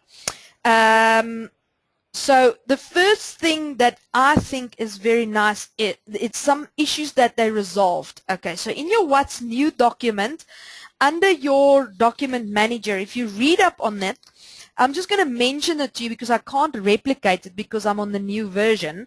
So there was an issue in the past when you work on the document manager will shift and documents will move and some shifting will happen when multiple users are using one document or working on a document manager. And that was highly frustrating because you will work and all of a sudden all of it will open like this, for example, with out of the blue, and then you need to go and look for your document again. I'm sure some of you experienced that, definitely. So that is now fixed in the new version. So that moving and shifting of the document manager, almost like a ghost image, it's resolved, okay? Then also new to the document manager is the freezing of headers and footers. Now I want to show you this specifically on documents that I know is very long. So if you look at your payment history, for example, if you look at your payment history and you scroll down, you obviously will find that your headers disappear, okay, because that was just by design. But now you will see, and I hope you can see it on my screen, all the documents has got this little fine blue line, which is actually a freezing of the headers. So when you've got a very long report, when you scroll up and down, it actually is now going to freeze the headers so that you can still see what you're working with. I just want to see if I can find a document. Let's quickly check that I can actually demonstrate it because I don't have a lot of data. There you go. So there you can see quickly, right? So you'll see there at the top is Aladdin Manufacturers. So if I scroll up, it then keeps my headers. You see it? So it freezes the headers. Okay. You can also freeze columns. Okay. So if you want to scroll across, you can then, like Excel, freeze columns and freeze headers. Okay. So let me show you. If I right click and I go to freeze, okay, you can then freeze column or freeze the full header. Okay, so there you can see. You can just freeze a specific column or you can freeze a specific or the whole header. So that's quite nice. So those of you, just if you didn't know, you can also hide columns and you can hide rows. This is not new in this version, it's been there for ages already. So just remember, on your documents, you can then freeze your columns and your headers.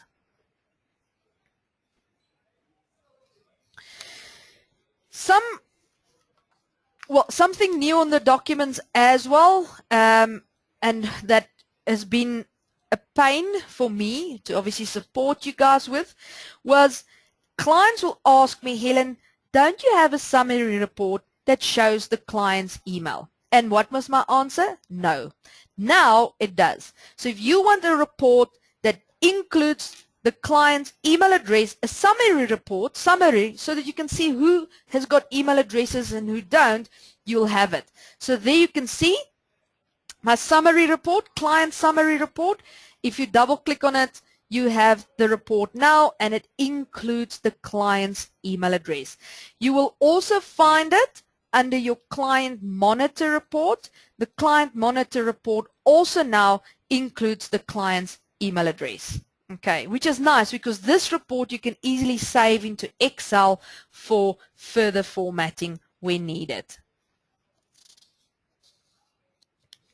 Right, I want you to read through the What's New document because there's some other additions and other fixes that they made, problems with grouping and sorting. When you click on drop downs, it didn't sort properly, it didn't group partners properly. That's all been fixed in the document properties. Other enhancement is in project reports, for example. I'm not going to go through everything at this moment because I still want to do the cloud integration as well so that you can see time on the go, etc. So yes, there's quite a nice fixes that they brought in that they obviously rectified. Maybe you've never experienced the problem, so it won't even make a difference to your life, but go through your What's New document and go and look at the enhancements or fixes that they basically did.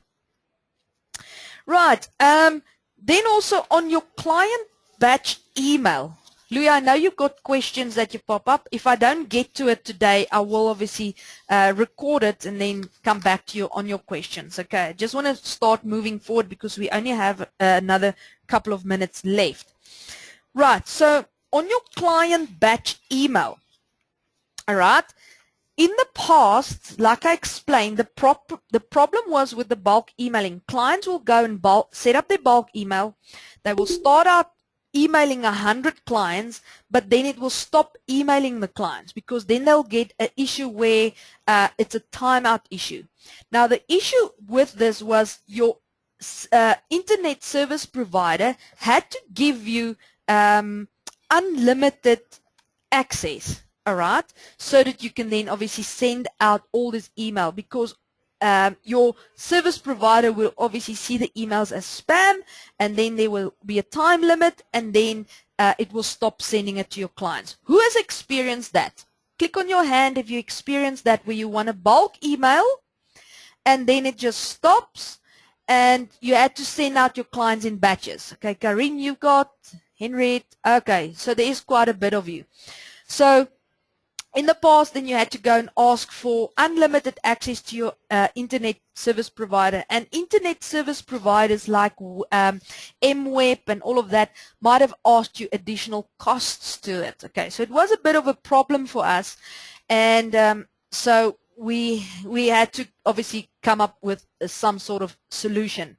So now, in CaseWare Time, because you can now go and set up certain different settings, we actually overcame that problem.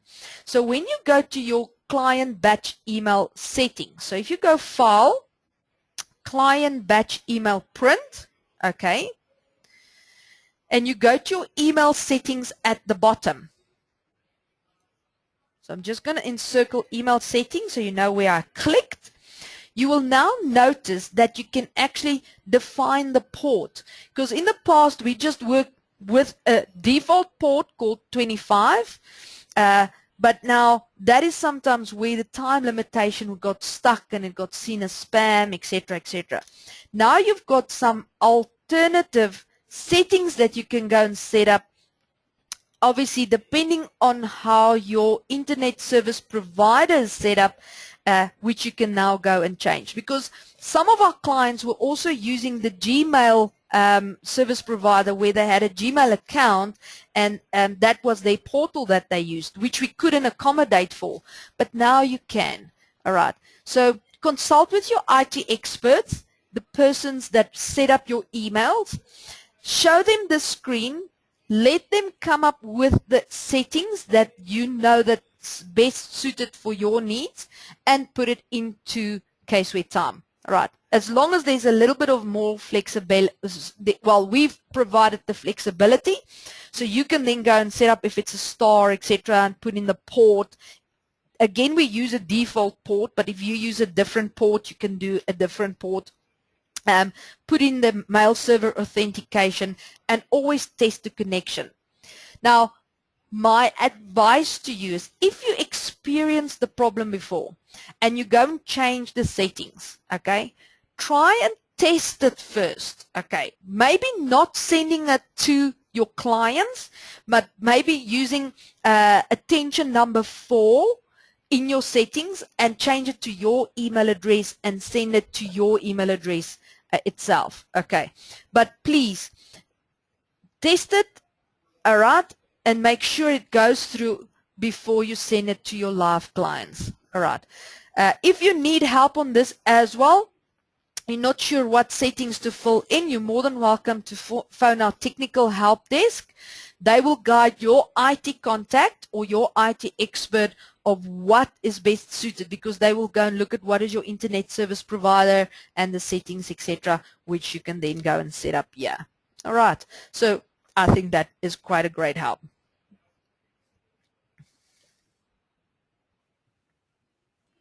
Good. Then also on the bulk emailing, like I said, we've incorporated the filtering function here as well, which is awesome, because now you can go and bulk email a specific partner's invoices to his clients without wondering, is my document filter correctly, etc. So this is also something that I've been asking for a while. So when you go to your filters,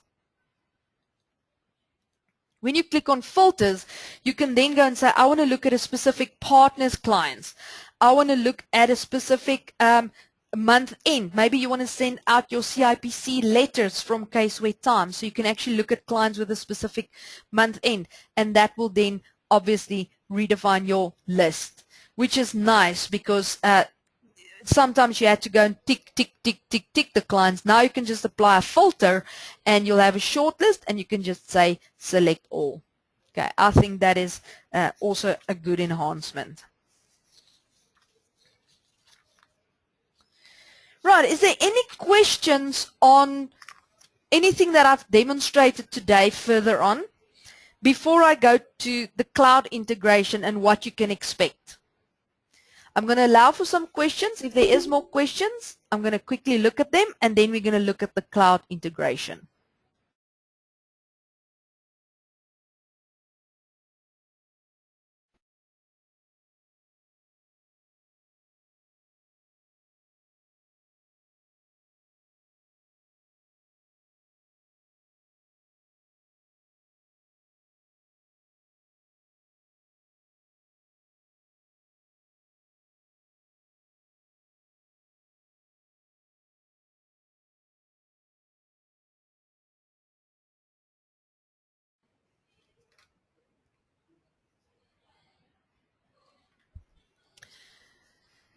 Louisa, your question is, can you filter on balances? So when you want to filter, at the top there's a filter, so obviously that is more client related. But if you want to filter for balances, yes, you can filter here, because here you can filter for aging, or you can even filter for debit balances, etc. So let me just show you again. Client related filters will sit here. Let me just do that again. I'm just going to close my screen. Sorry. So for client related filters, so partners, set up on your client screen will filter there. Balance filters will sit here. All right, so you can definitely filter on your balances as well. I hope that answers your question. Louis, your question is, can we uninstall the old CaseWare Time once upgraded? If you obviously upgraded all your prior year's files as well, yes. If you haven't upgraded your prior year's files, you will need the old version to access them. But if they also upgraded, yes, then you can remove the old versions. Okay, that's fine.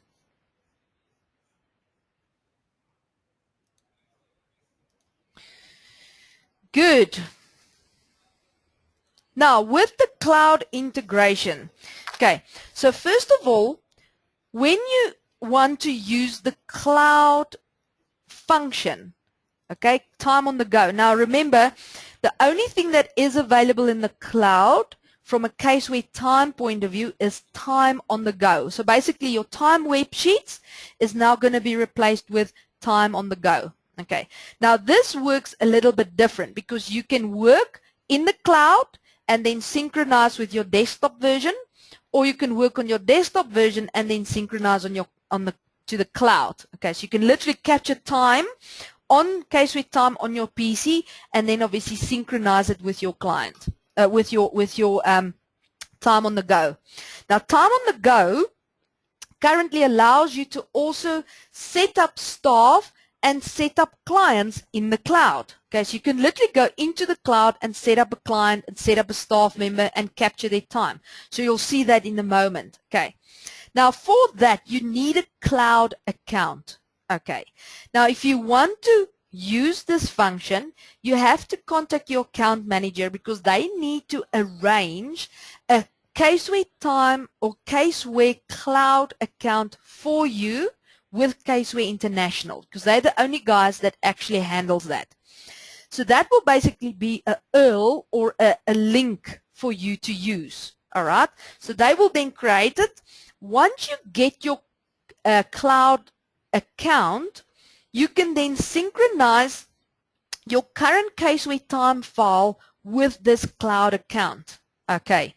Now, the synchronization what is very important is you have to log in as a user that has got admin rights. Okay, so if you've got your cloud account, you have to go into CaseWare Time and go to a staff member, all right, and select the staff member with the most rights, obviously, and that's got rights to synchronize with cloud. Okay, so basically you'll go to Tools, Protection Setup. You will go to that staff member or the group that they belong to, and you will go to rights, and you must ensure that they can merge time, all right, with cloud.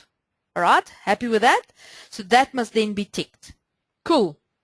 So merging time and CaseWare Cloud, they must have the right to do that. Plus, very important, that staff member, so if I say it was Nick, if I go to Nick and I go to Properties, they must be marked as administrator. Okay. So they must be marked as administrator, and they must have the right to synchronize with cloud. Cool. Because you have to be logged in with that staff member. All right. So when you log in with that staff member, when you get your cloud account, you can go to Tools, CaseWare Time, this one here at the bottom, Time on the Go, upload to your CaseWare Time cloud account. All right.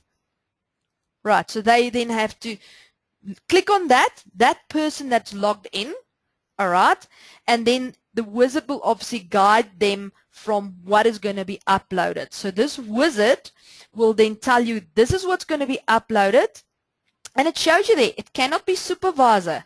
It must be administrator. It must be an admin role in your CaseWare Cloud account. It must have an email address in CaseWare Time. So there's your preparation before you can actually upload to it. But this wizard will guide you through it. Okay, as you can see, I can't really do it because I'm logged in as supervisor. So let me quickly, I don't have a Time Cloud account that synchronizes with my training account. All right, so I won't be able to go through the whole process, but I do have a Time Cloud account that I'll show you what it looks like. So training, when we offer training on the Time on the Go, we won't be able to do physical training because every time we have to go and create a new cloud account, and obviously CaseWare International is, takes up space, etc. So what we thought is we are going to do a recording on Time on the Go or the cloud integration. Okay, so once the recording is available, I will let everybody know so that you can obviously get the recording. I don't know if you're going to upload it on our, I think we're going to upload it on our website where you can actually go and view it, etc. So it will be a quick vid to do the whole Time on the Go integration as well as how to maneuver and work on it. But I'll show you the basics so long. So basically, when I'm logged in with my user that are not supervisor and they are an administrator, I can go to Time on the Go and I can go to upload data to CaseWare Time Cloud because that is where your data sits. They're not going to be in the cloud yet because it's a blank account. Then you're going to say upload data. You're going to make sure you comply with the preparation settings that they have here. Then you will click on next. It's still not set up. It doesn't have an email address, etc. So as you can see, if you don't comply with your settings there, it's going to actually say to you, but there are staff and contacts that have blank names, etc., etc. So you first have to go and make sure that your staff that you want to synchronize are set up correctly. Now, on that note, how do I know what is correct? Is my staff set up correctly? So when you go to Tools and you go to Diagnostics, sorry, I'm just going to log in as supervisor. Change user. So if you go to Tools, Diagnostics, okay, and you go to Staff and you go to Warnings, okay, you have to clean up this, missing rates, missing overtime, missing email. You have to clean it up. All right. So again, make sure that your staff diagnostics are clean. So when you go Tools, Diagnostics, Staff, include warnings, errors, and critical errors. Make sure all your diagnostics are clean, and then you can synchronize. All right, so that's the preparation. Make sure your diagnostics is clean. You've got a cloud account. Your user that you're going to use to synchronize must be an administrator, and it must have rights to synchronize with cloud. Then you will be able to go Tools, Time on the Go, Upload Data, Next, and then it's just going to select your URL or your link, all right, from your time cloud that you need to sync with, and then it's going to complete the process. Okay. So once the process, remember, it's not going to just be, it's going to take a while to obviously upload. All right. So once your data is now uploaded to the cloud, okay, you'll have a time cloud account. Now I'm going to quickly go to an account that I have. Okay. I'm going to quickly just open up account. It's not my demo data. All right. This is just one that we generally just demo on and play around with. So you will basically have your URL. Now that's the URL there at the top. Okay. That's your link. That's the account that CaseWare International is going to create for you. And that's the one that you're going to use in your integration wizard to say this is the URL that I want to upload to. So when you log in, just going to put in a password. This is basically what you will see in the cloud. Right. Now, I'm going to highlight all of them on the screen. Okay, sorry, let me just close that. It's a new feature. And then I'm going to cancel.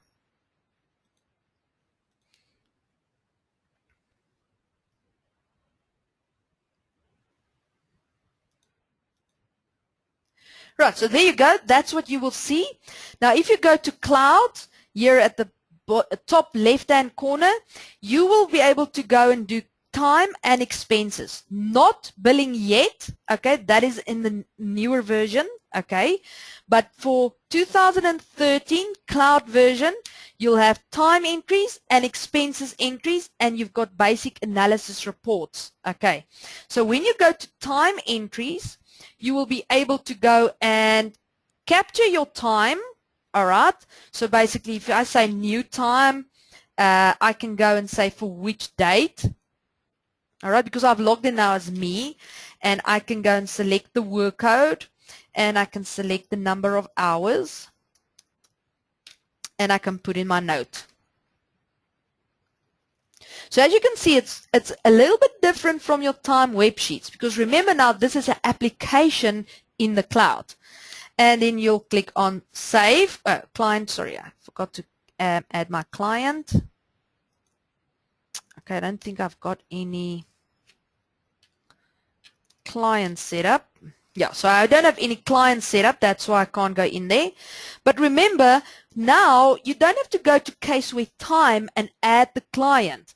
You can actually add clients, tasks, contacts, staff, everything you can actually go and start adding here. You've got your staff roles.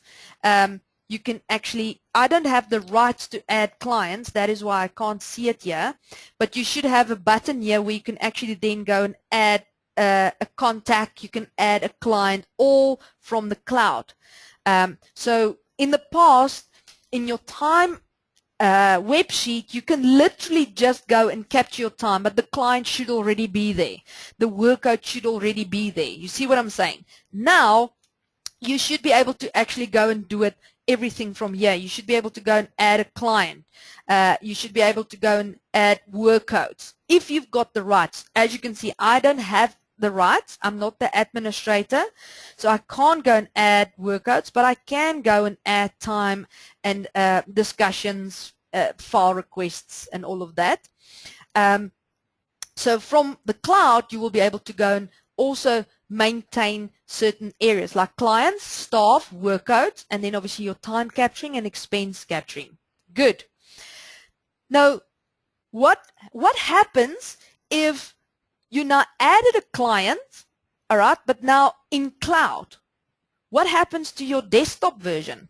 Okay, so this is where when you know that there's changes that was made in the cloud version.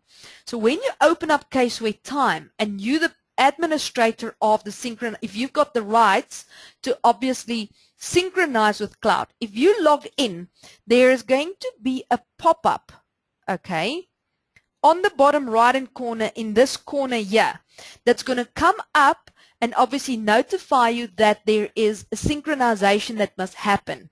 Okay, so there's going to be a pop-up that's going to come up, and then you can click on it. You can either click on the pop-up, all right, or you can go to Tools, Time on the Go, and say Download. So you can either click on the pop-up, or you can go to Tools, Time on the Go, Time on CaseWare Time Cloud, and then download from there, and then that will synchronize with your desktop version again.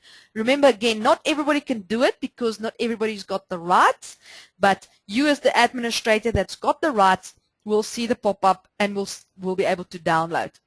All right. Same with if you need to upload. So if you know you added clients into CaseWare Time and you need to synchronize with cloud, once you've added clients, the pop-up will appear again that you need to upload. Okay, so there will always be that synchronization when to upload and when to download. Good. Eventually, it's going to become automatic that you're actually just going to add clients in the cloud and you're just going to work in the cloud, because remember, we want to move away from the desktop versions in the long term. Not now. It's not going to be in the next year, 2 years or 3 years. It's going to be really, really a long-term plan where everything will happen in the cloud, and that is why that synchronization is always going to happen. Benny, as far as I know, the synchronization cannot happen automatically at this stage. I'll check for you quickly. Hold on for me.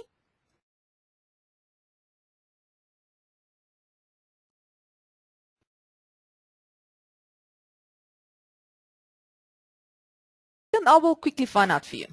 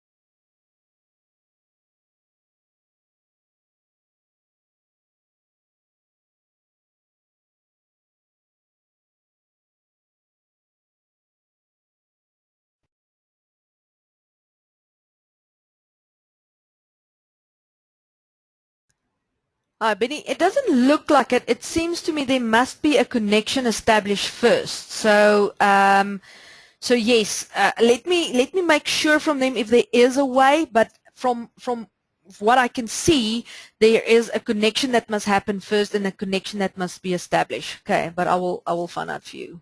Okay.